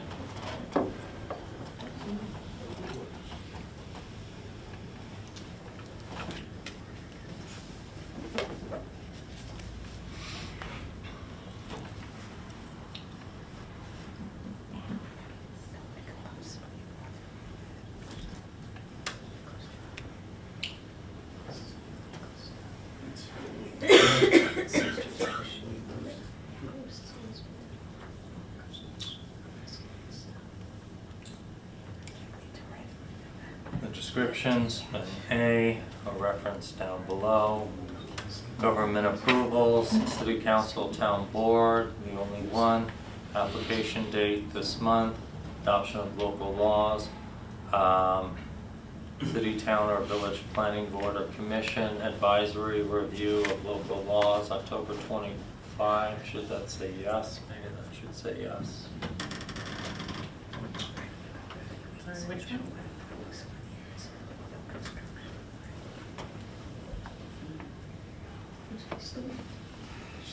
Chris, can you take a look at the FEAF?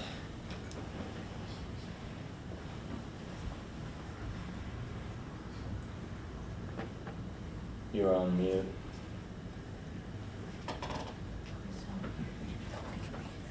City, town, or village zoning board of appeals, no. Other local agencies, waterfront review. Robert, Yeah. your question is on which page? On government approvals, Uh-huh. government entity. Yes. City council, town board, obviously adoption of local laws, October 25. B, city, Right. town, or village planning board, Right, it's no because it's not an approval, it's an advisory review. just because it's advisory, okay. Correct, that's why they're filled out this way. Okay, They're all advisory, they're not approvals from a seeker perspective. okay, so we answer no to the advisory. That's why they were set up, that's why they were filled out this way by Ted. Okay, thank you. Correct. Did you all hear Yes. that? They're advisory, so no is the answer. Is the project site within a coastal area or waterfront area of the designated waterway? Yes. Is the project site located in a community with the approved LWRP? Yes. Is the project site within a coastal erosion hazard area? No. Planning and zoning actions, will administrative or legislative adoption or amendment of a plan, local law, be the only approval which must be granted to enable? Yes. Adopted use plans include the site. Do they include the site where the proposed action would be located? Yes. Does it include specific recommendations for the site where the proposed action would be located? Yes. Is the site of the proposed action within any local or regional special planning district? For example, Greenway? Yes. Is it located wholly or partially within an area listed in an adopted municipal open space plan? Yes. Zoning, is it located in a municipality with an adopting zoning law or ordinance? Yes. 1972 was the first adopted zoning here in the town of Red Hook. Is the use permitted or allowed by special or conditional use permit? Not applicable. Not applicable. Community services, which school district? That's obvious. What parks serve the project site? Tivoli Bay's Wildlife Management Area and Research Reserve and Town Parks. Project details, it's not applicable. Project operations, same.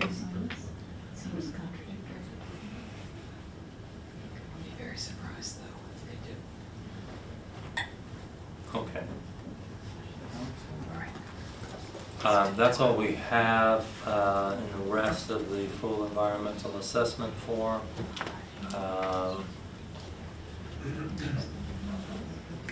And the additional information is where you see attachment F for a description of the action.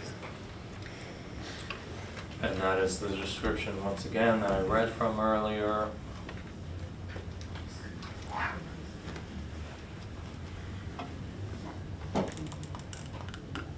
Board members, are there any questions before we entertain Resolution 73? No. Okay. Classifying the town board as lead agent in these actions.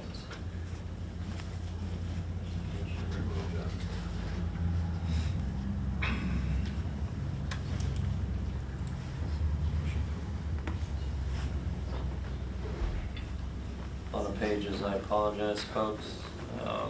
You're at home, getting dizzy.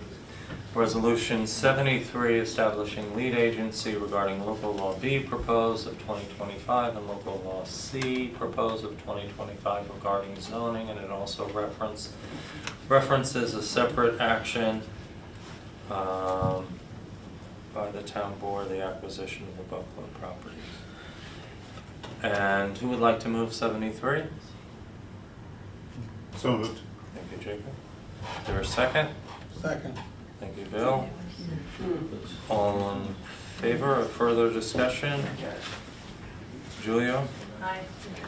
Christine? Aye. Myself, aye. Number 74 is to set the public hearing. I'd like to make a recommendation that we allow a lot of time for public input on this as well. That we not set it for November, we won't set it until November 19th. Let's set it for, say, 7:55 maybe. Give some time to get through.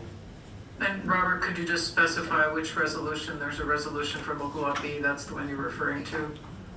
Yeah. We'll take B first.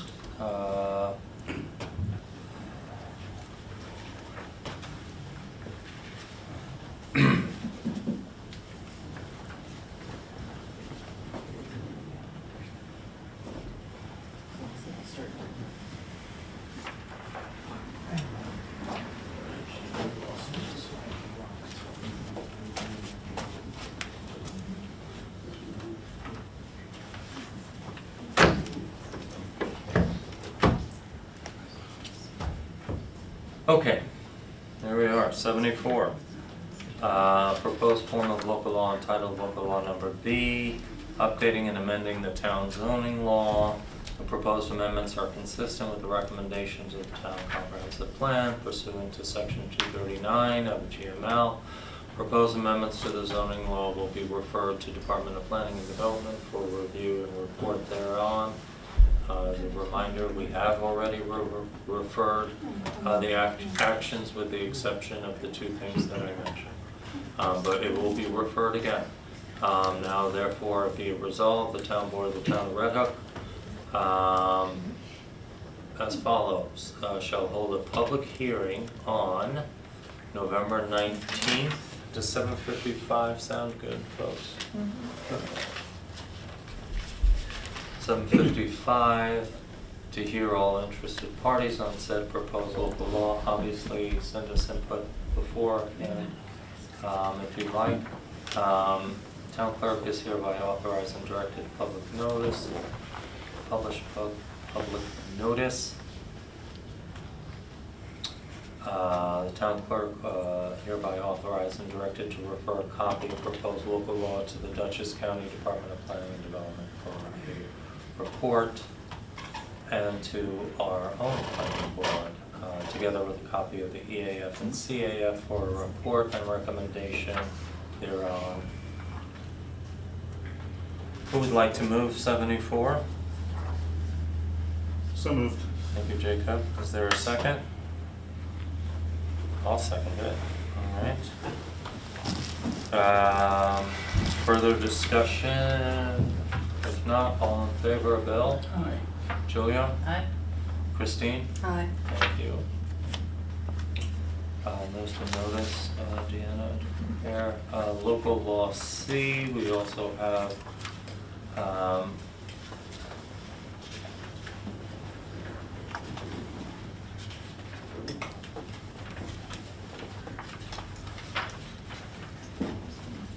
resolution establishing a date for a public hearing regarding adoption by the town board of the town of Red Hook. Chris, I'm wondering if we can do a concurrent public hearing on these. It would seem to make sense. I think you could if you wanted to.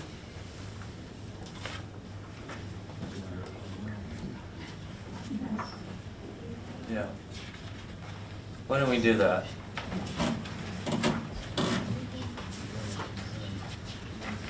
Let's call for a public hearing on local law C proposed, amending the town zoning law. The resolution reads as the previous one does, with referrals to both county and local planning boards. Town board of the town of Red Hook shall hold a public hearing. What do we think, same time? Or do you want to wait a little later? Jacob, you look. I feel like it's fine either way. It might make sense to separate them because they're different issues. Okay. But I don't know how much time we want to give for B. I don't know if anybody else has a strong opinion. I don't feel it's Stronger enough. I agree, I think it's nice to separate them. I mean, we've separated the law. I think it helps people differentiate which Okay. issues relate to which law. Okay. Bill? Yeah, that's fine. You like that? Okay.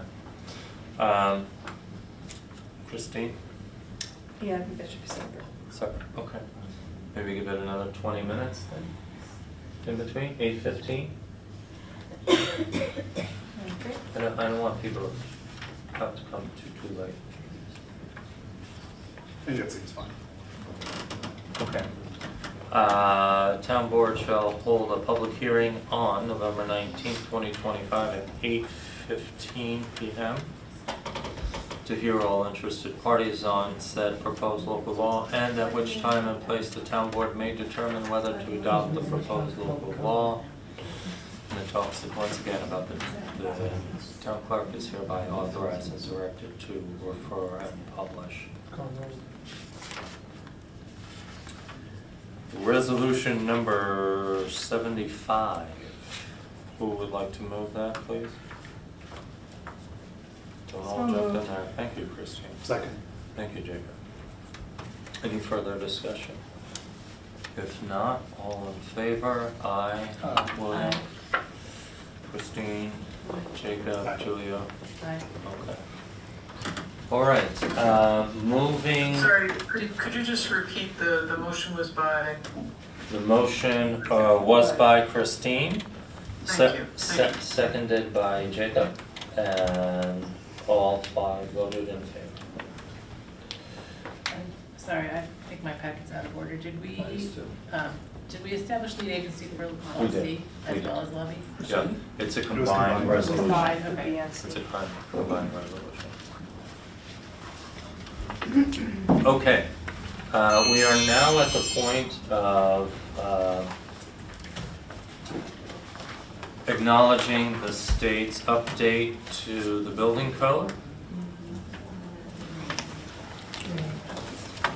We received communication from Department of State, along with NYSERDA and the International Code Council. The ICC is really the one that develops the updates every few years to the code. The codes were recently adopted by the New York State Fire Prevention and Building Code Council as part of a major update to the State Uniform Fire Prevention and Building Code and Energy Conservation Construction Code. The new code and energy code will take effect. I'm sure that language works, but will take effect on December 31, 2025, beginning October 1st, which is already passed. Regulated parties may use either the current or newly adopted provisions of the Uniform Code to represent compliance as part of a building permit application. On December 31, 2025, the newly adopted state building and energy codes will become formally effective. The energy code has no transition period and will become effective on December 31st, 2025. If you want to access the appendixes, there is a QR code, there's the Chapter 74, which talks to adoption of the rules and regulations that's within our local law. Whereas pursuant to Article 74 of the Town Code, is it Article 74, Christine, or Chapter 74?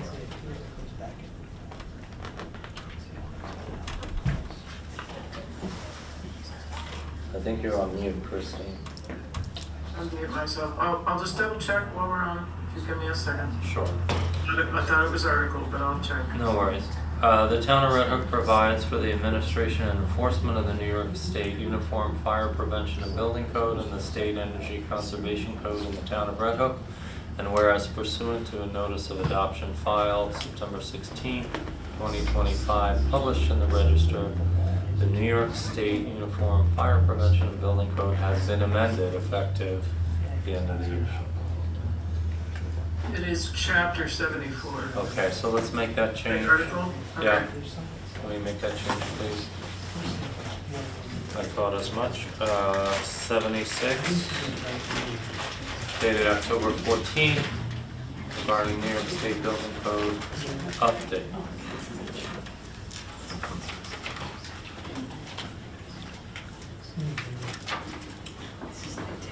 Okay,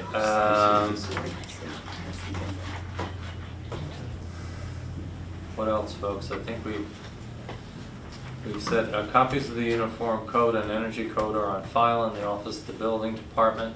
I would recommend, if you're thinking of doing some building now, take a look at this summary, notable changes to the Uniform Code and Energy Code, folks. Proposed rulemaking, give you some idea of what the changes are, if that helps you at all. It is 6 pages long. Okay, that's 76. Who would like to move 76? Substitute to the building code, zoning department. Thank you, Bill. Is there a second? Second. Thank you, Julia. Further discussion? If not, all in favor, Christine? Aye. Jacob? Aye. Myself, aye. Julia? Aye. Bill? Okay, we're back to that project, the Winnicke project. Uh-oh. Apologize, folks. This is sideways. Let's see if I can turn that. Look at that. Look at that. I can do something technological. Okay. Just to remind folks, this property is on the Camp Rising Sun. To orient yourself, it is adjacent to what was the Hudson Valley Wall. Hudson Valley Wall, Mary Godesky's farm off of Morton. It's also adjacent to the golf course. It is 150 acres, the parcel. What I am showing you here again, if you have not been with us in previous meetings, is the trail that is proposed. It's all open, unlike the other project we did with Winnicke. There's little to none as far as clearing is concerned. What's proposed is a parking area and to make it ADA accessible there as well. The camp will continue to operate and will need to use a portion of this field during a portion of the year, portion of the hours. So we are partnering with them. Again, another public-private partnership. Here is, oh, look at that, we're upside down. Let's try it. Turn around. There are key conservation values. You can see just how much regulated wetlands are there. I don't know if you can follow this with the camera, but this is the Sawkill meandering here through the area. These are state funds mostly to protect this. It's part of the WQIP program, Water Quality Improvement Program. And what we are going to do is consider partnering with Winnicke to hold a conservation easement, so for forever protect this parcel from development and to allow for public access. And so that's what the conservation parcels look like. Oh, I've turned everything upside down. That's great. Let's go back. Oof. Okay. So we have a public hearing, but before we do that,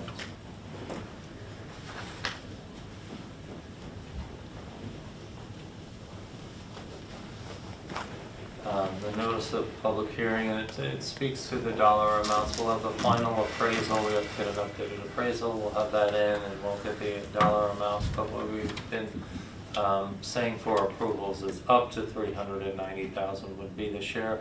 All of the money would come from this community preservation fund, which we have $3.6 million for. The folks at home, we have raised approximately $7.5 million through this real estate transfer fee. Folks buying into the community pay a 2% surcharge above the county median.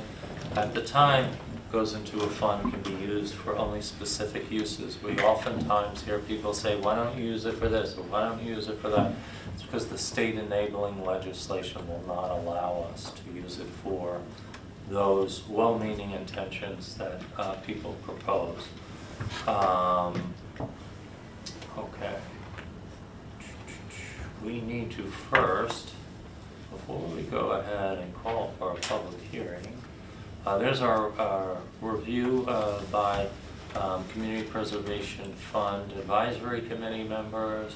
They had a favorable review of the recommendation and unanimously voted to recommend. And we appreciate their time in reviewing the project. First, we need to, as always, do an environmental review, lay it on the desk, part 1, and the project is Saltkill Project Phase 2, purchase of conservation easement and public access easement on Rising Sun property. The location is Oriole Mills Road. If you have not been on Oriole Mills Road, I encourage you to take a peek. It's the very last road that's unpaved, I believe, in the town of Red Hook. Well, almost the very last. And it's a beautiful, if not windy, part of the community.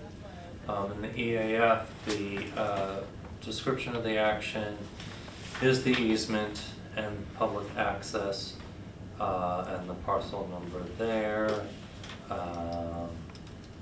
The applicant, this was prepared by Winnicke. Government approvals, you'll see similar. City Council, Town Board, yes, Town Board of Red Hook. Approval funding for sponsorship. So here, Chris, we have a yes from the Planning Board or Commission. And I'm assuming they're contemplating a site plan? Right, because of the parking aspect. Okay, because they're Right. proposing the new lot. Okay. Right. Makes sense. City, town, or village zoning board of appeals, no. All of the other agencies, no. County agencies, same referral, 239. Regional, no. State agencies, yeah, we'll need to coordinate with DEC, or that's at Winnicke, for the public access part of it, the walking trail. Is it within a coastal area, a waterfront area, or designated inland waterway? No. Is the project site located in a community with an approved WRP? Yes. Is it in a coastal erosion hazard area? No. Will administrative, legislative, change of plan, local law, ordinances, or rules be required? No. Adopted use plans? Yes, it's consistent with all of our comprehensive and other plans. Is the site within any local or regional special planning district? For example, Greenway, Brownfield Opportunity Area, designated state or federal heritage area, watershed management plan, or others? Yes, it's within the Greenway, the Hudson River Valley National Heritage Area as well. Is the proposed action located wholly or partially within an area listed in an adopted municipal open space plan? Yes. Is the site of the proposed action located in a municipality with an adopted zoning law or ordinance? Yes. If yes, what is the zoning classification included in any applicable overlay district? Waterfront conservation, because it's within 100 feet of the Saltkill, and the ABD. Is the use permitted or allowed by special or conditional use permit? Yes. Is a zoning change requested? No.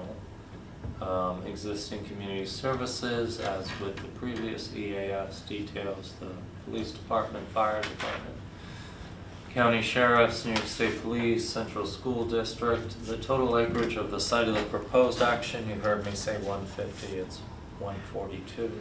No disturbance, although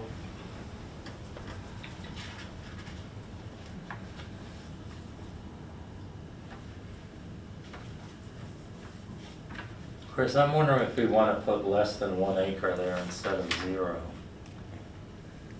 Because of the parking? Yeah. Yeah, this was provided by Winnicke, so if Yeah. you feel that you should make a I think modification. we that would be should. appropriate. Yeah, let's change BB, if you will, total acreage to be physically disturbed to less than 1 acre. It's a tiny area for the parking, but nonetheless, I don't want to assume there'll be 0 disturbance with that. Total acreage, okay, so less than 1 acre. Can we make that change, please? And lay it on the desk. Is the proposed action an expansion of an existing project or use? No. Is it a subdivision? No. Is it a cluster? No. Will it be constructed in multiple phases? No. New residential uses? No. Non-residential? No. Does the proposed action include new non-residential construction? Total number of structures, so 0 structures, approximate extent of building space, okay, so it's not a structure, it is parking. Does the proposed action include construction or other activities that will result in the impoundment of any liquids? No. Does the proposed action include any excavation, mining, or dredging during construction, operations, or both? You know, Chris, I think I'm going to recommend that we put in a little language there and change that to yes. Town board members, what do you think, just for the parking? I know that it's a fairly level, but I think it's better to just say yes and then put the purpose of the excavation. What do you think on that, Chris? This is on item, tell me the item you're on. I'm sorry, we're on D2 project operations, so I don't know, is that the appropriate place to put that?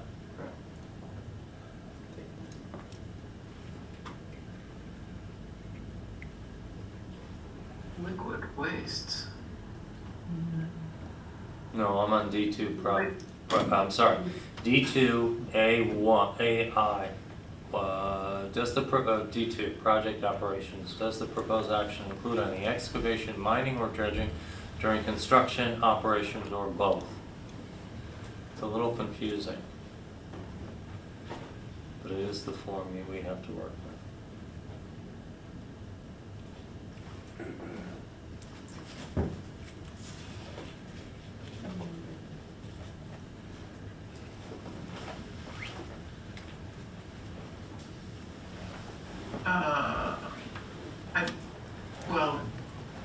I don't. You're talking about A though?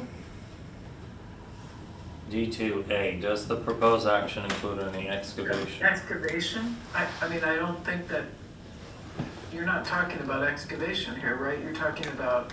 Well, we're just talking about leveling, if there's any leveling necessary. Maybe that's too minor to include. Not including general site preparation grading.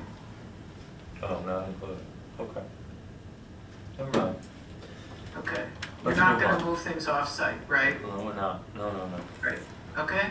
Okay. So grading is, Yeah. okay. Right. Will the proposed action generate liquid waste? No. Disturb more than 1 acre? No. Proposed action include or will it use on-site one or more sources of air emissions, including fuel and road? Sources named in D2F, Title 5 permit, no. Substantial increase in traffic above present levels or generate substantial new demand for transportation facilities or services, no. We've talked a lot about how our parks get used, but they're not overrun.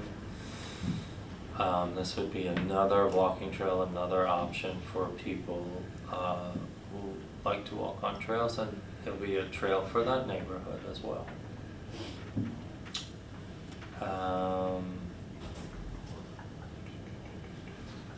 Proposed action generate new or additional demand for energy, quite the opposite, by preserving the land that will limit the energy needs of that area of town.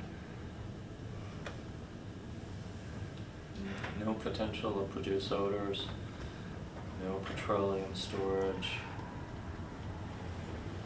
no pesticides, herbicides during construction or operation. No. Will the proposed action involve or require the management or disposal of solid waste? No. Construction or modification of a waste facility? No. Commercial generation, treatment, storage, or disposal of hazardous waste. Land uses on surrounding the project site.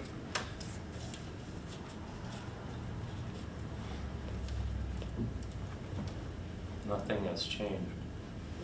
As I showed on the map, it's all open where the trails are going, so there's no removal of trees proposed. Is the project site presently used by members of the community for public recreation? No, it is not. It is being used by Camp Rising Sun. Are there any facilities serving children, the elderly, people with disabilities, daycare centers, or group homes within 1,500 feet of the project site? Yes. That is Camp Rising Sun, a youth summer camp operated by the Louis August Jonas Foundation. Does the project site contain an existing dam? No. Has the project site ever been used as a municipal, commercial, or industrial solid waste management facility? No. Hazardous waste been generated? No. Is there any potential contamination history? Not that we know of. Is the project within 2,000 feet of any site? Remediation database? No. Are there bedrock outcroppings on the project site? No. What are the predominant soil types? They are detailed here. You can see much of the soils, the wayland are silty loam, they are hydric. What is the average depth to the water table of the project site? Less than a foot. Sort of underscores the need to protect these large parcels. Drainage status of project site: soils well drained, moderate well drained, and poorly drained. That's that 46.4% poorly drained. Approximate proportion of proposed action site with slopes. Not a lot of slopes, well, 22% or 15% or more. Geological features of unique characteristic: no. Surface water features: yes to all of those. It is, after all, a water protection project. The streams are named and identified. Is the project site in a designated floodway? Is the project site in a 100-year floodplain? Is the project site in the 500-year floodplain? Is the project site located over or immediately adjoining a primary, principal, or sole source aquifer? The project is located in and around DEC classified wetlands. Predominant wildlife species, some are listed here that are known. Does it contain a designated significant natural community?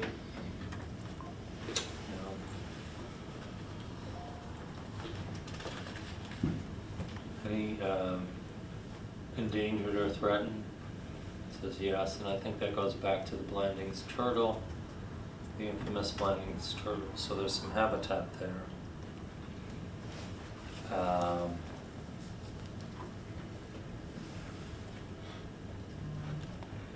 Plant or animal that is listed by New York State as rare or of special concern? No. Is it currently being used for hunting, trapping, fishing, or shell fishing? Yes. There may be occasional hunting or fishing on adjacent properties. Designated public resources on or near project site. It's near, as I mentioned, agricultural district properties. Are agricultural lands consisting of highly productive soils present? Yes. 41 or 42 acres of that. Is it contiguous to a national natural landmark? No. Is it, does it adjoin a state-listed critical environmental area? We do not have any critical environmental areas in the town of Red Hook, so the answer will always be no. In the EAFs, does the project site contain or is substantially contiguous to a building, archaeological site, or district which is listed on the Register of Historic Places or that has been determined by the Commissioner of the New York State Office of Parks rec, and historic preservation to be eligible for listing on the State Register of Historic Places. No.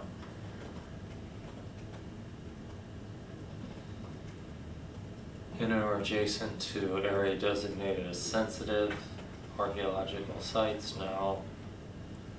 Have any been identified on the site? No. Is the project site within 5 miles of officially designated publicly accessible federal, state, or local scenic or aesthetic resource?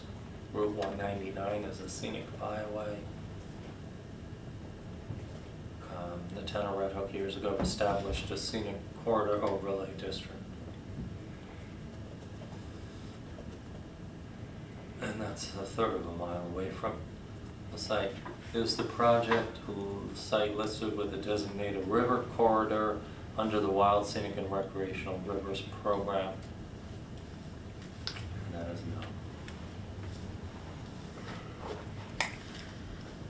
Okay, and this was prepared a while ago. So the EAF, here's the mapper.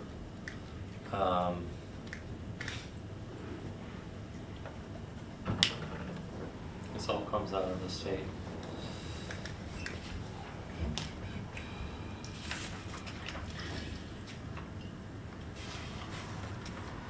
So with the change, or was it changes as proposed, less than 1 acre on the EAF,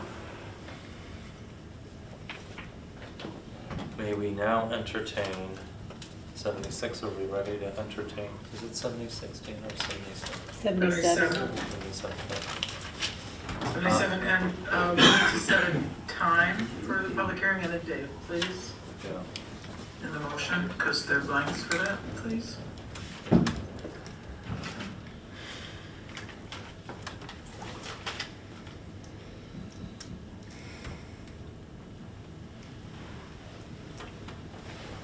I mean, it might behoove us to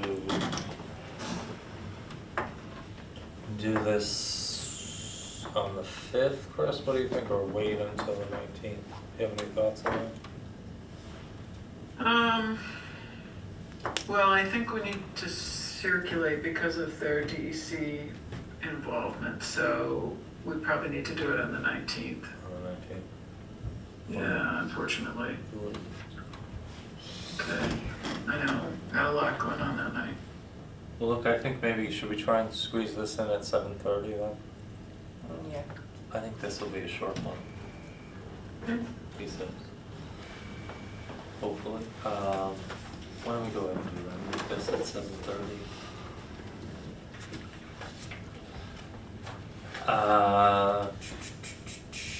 We didn't do our EAF though. We didn't do our classified resolution. Right? Yes, we have a resolution, we might need to do that by motion. Okay. I don't think we had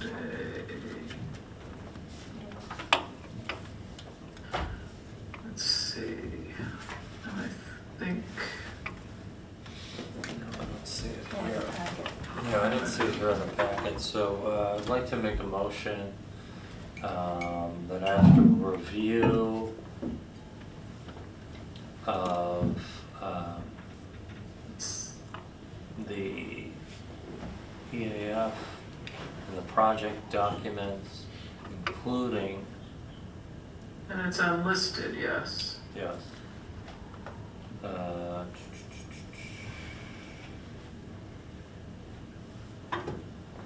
let's see. We were just looking to declare lead agency upon review of the EAF, draft EAF, and for, circulation. You want to give us some verbiage? You're looking to declare the town board as lead agency in connection with the action and provide for circulation to involved and interested agencies. That's what we would say in the resolution.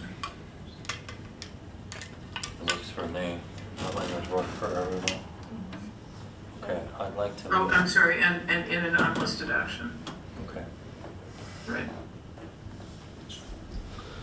Okay, what she said, the attorney said in the motion, number 77, is that where we're at? Yep. Yeah. 77. 77 declaring the lead agency, town board, as articulated by the attorney to the Motion's town. number the same as the- That was a motion. That was a motion, not a resolution, yeah. Oh, 77 sorry. will be the resolution. Yeah. Oh, yeah, just a motion, thank you. And I so move. Who would like to second? Second. Thank you, Julia. Any further discussion on the motion to declare lead agency? Okay, all in favor? Aye. Aye. The motion carries 5-0. That's 7:30, so that's 1, 2, 3,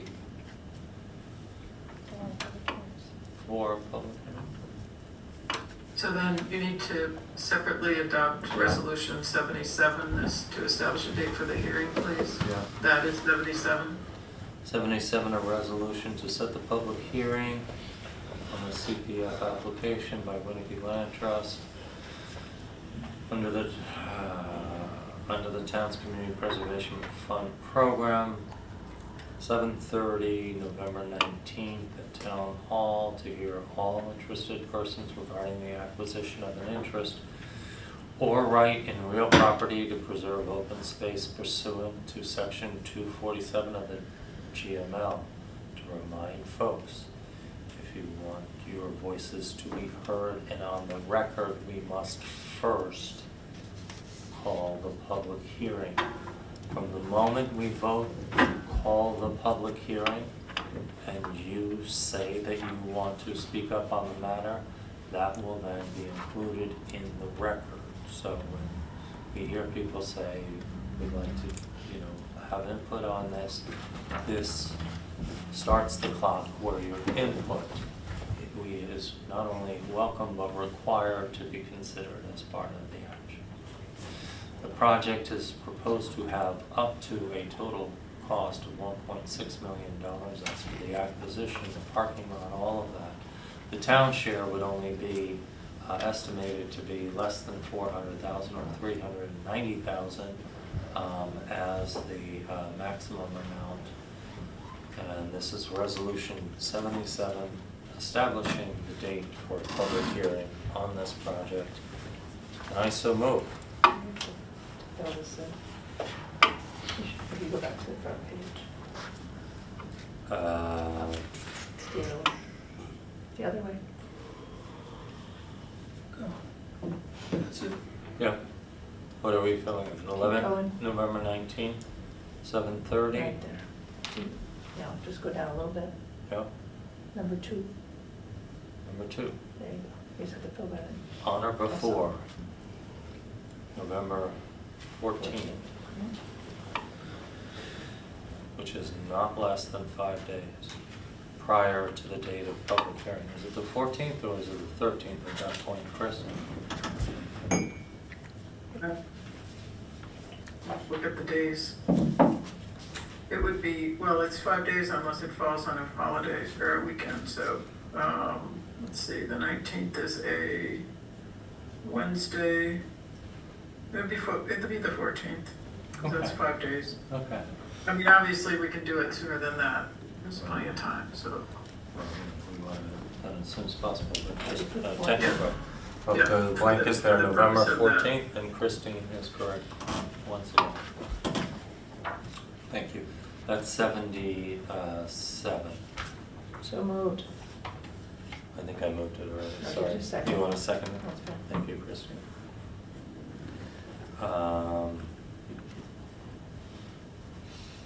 As amended by Councilperson Kane to include the date to be published.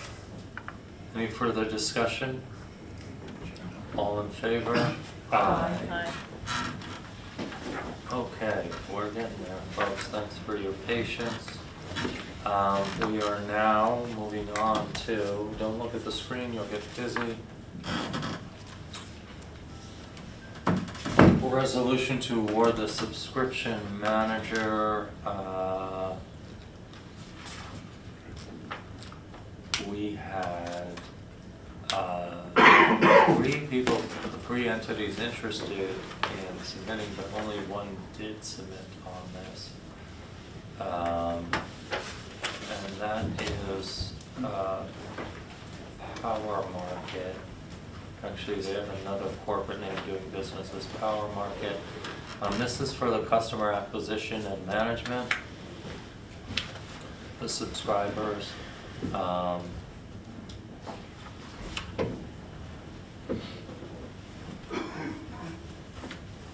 There are 3 fees. The initial one is to obtain the customers. The next is to upload onto the system as part of the management, and the third is the ongoing one. And here is the organization. They have very substantial qualifications, 125,000 customers. Power Market manages more than 370 projects. It's partnered with over 50 municipalities. There's the states that they're working in. Nearby Kingston is one example. And you see the staffers in their background.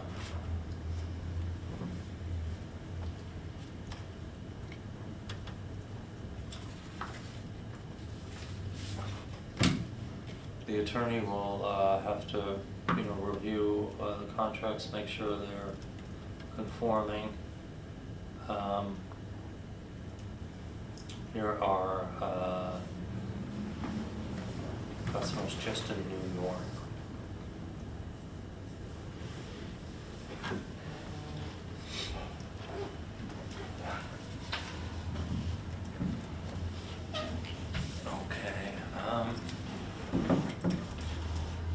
We do have a resolution.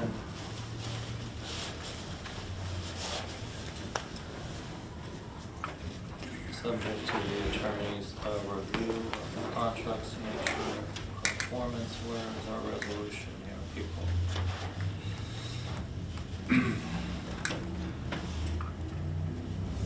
There we go.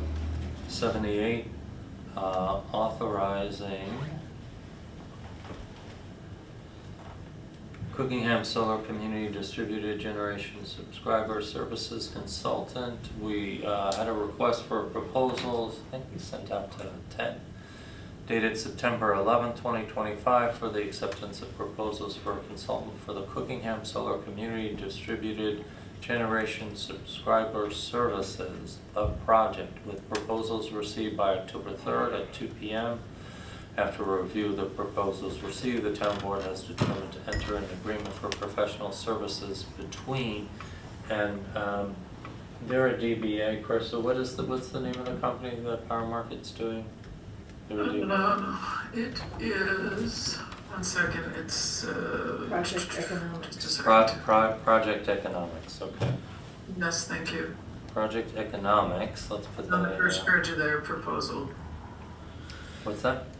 It was on the first page of the Yeah. proposal, yes. Project Economics, DBA, Power Market, and the town substantially in the form on file with the town clerk, agreement to provide professional consulting services for the project, for services in the amounts set forth in the agreement, to be reviewed by the attorney to the town, for compliance, and execute the agreement in substantially in the same form that's on file. This is resolution number 78, is that right? Yep. What are we on? 78. Thank you, Deanna. Any questions, folks?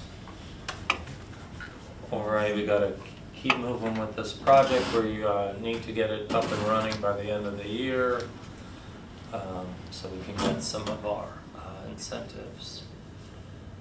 With that being said, we would like to move resolution number 78. So So moved. Thank you, Jacob. Second. Thank you, Christine. Any further discussion? If not, all in favor, Julia? Aye. William? Aye. Myself, Christine? Aye.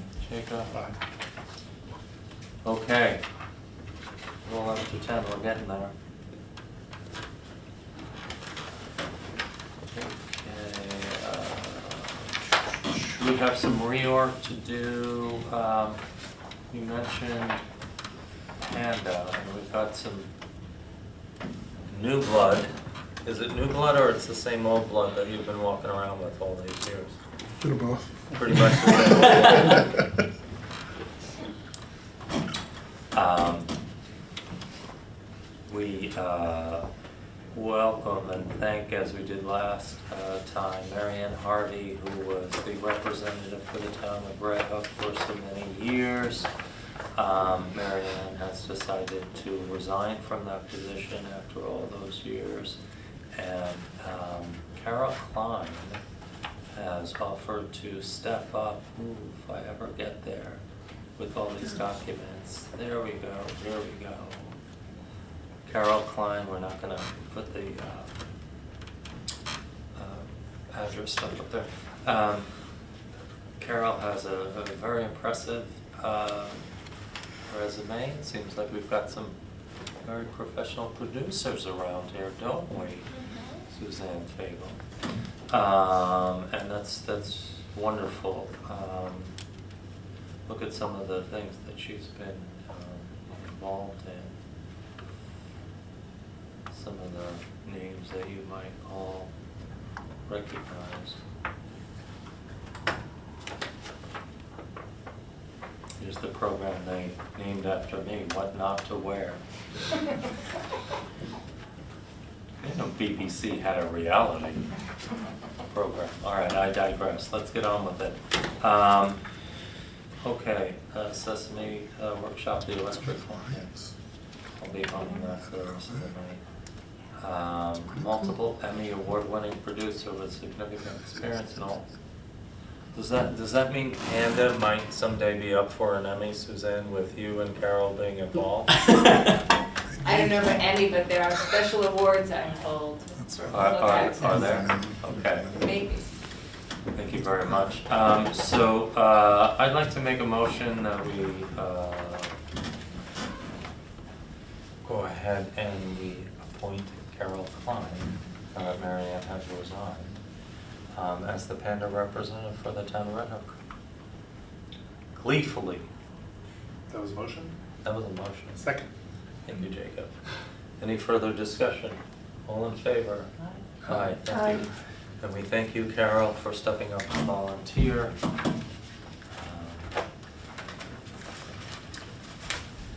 The ratio of volunteers to employees is a very high one, and it's important that we have this level of participation.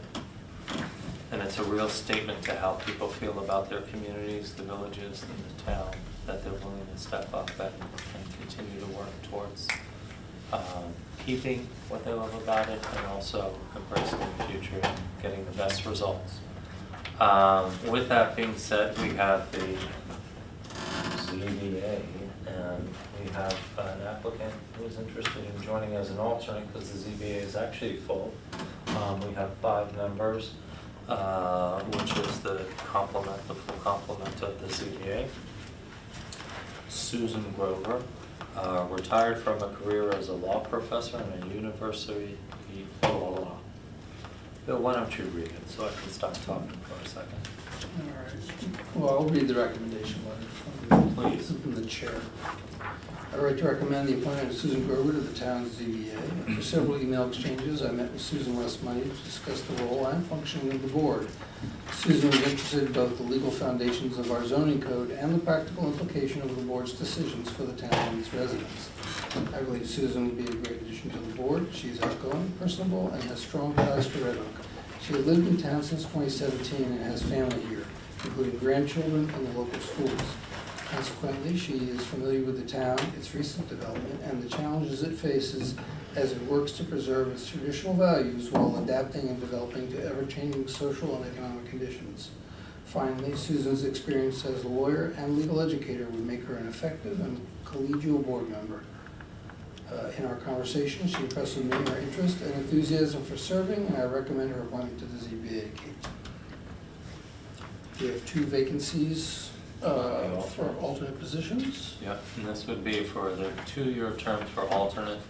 This would be for the period ending December 2026. Well, 6. You can't go past 2 years. but we're in 2025. Yeah. You can only do 1 and change. Okay. Yeah. Then I make a motion that we appoint Susan Gerber as an alternate member of the ZBA for the period ending in December 31st of 2026.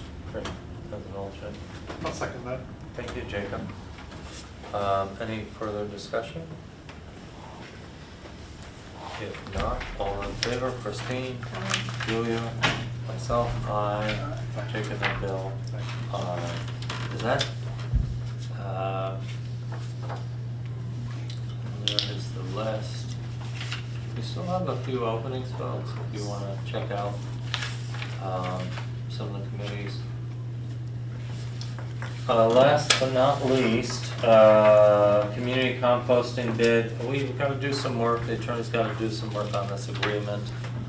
We discussed needing to go out to bid, even though Ozone is doing this for us now. Someone who's working for Ozone is taking over that business. If you have not followed all the wonderful things going on over at Ozone and related entities over there, they're doing such great work, reducing carbon footprint. The compost service agreement, we've been doing this for a few years now. I think I mentioned the county has modeled after us and has started programs like this. We went out to get quotes from other companies and we didn't get any back. So this is just a minor change from the previous one that we had. But the attorneys need to work on the language of the agreement, make sure it's in formats.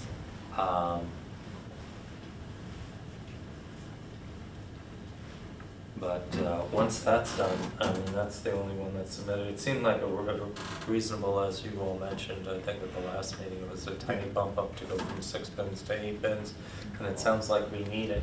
Does anybody know, has Amelia started to do the 8 bins yet, or not? Bill, you were there? No, she hasn't. She hasn't, so we're at 6 now. Okay. More scraps for you, okay. That's it, we'll take this up for a vote at the next meeting. Folks, I want to thank you all for coming tonight. Folks at home, thank you very much for joining us. Please stay healthy. Things are going around. I won't mention which things are going around, but you hear reports of this virus or that virus going around, and so we appreciate everything we can do to keep everyone healthy in this community. Thank you very much for your time. Before I wish you good night, I'd like to entertain a motion to go into attorney-client session. Is there a second? Second. Any further discussion? All in favor? Aye. Aye. Aye. Aye. Is that 5, Julia, Bill? Yeah. Okay. Thank you. Good night, everyone. Good night, Panda. Thank you for being here. Thank you.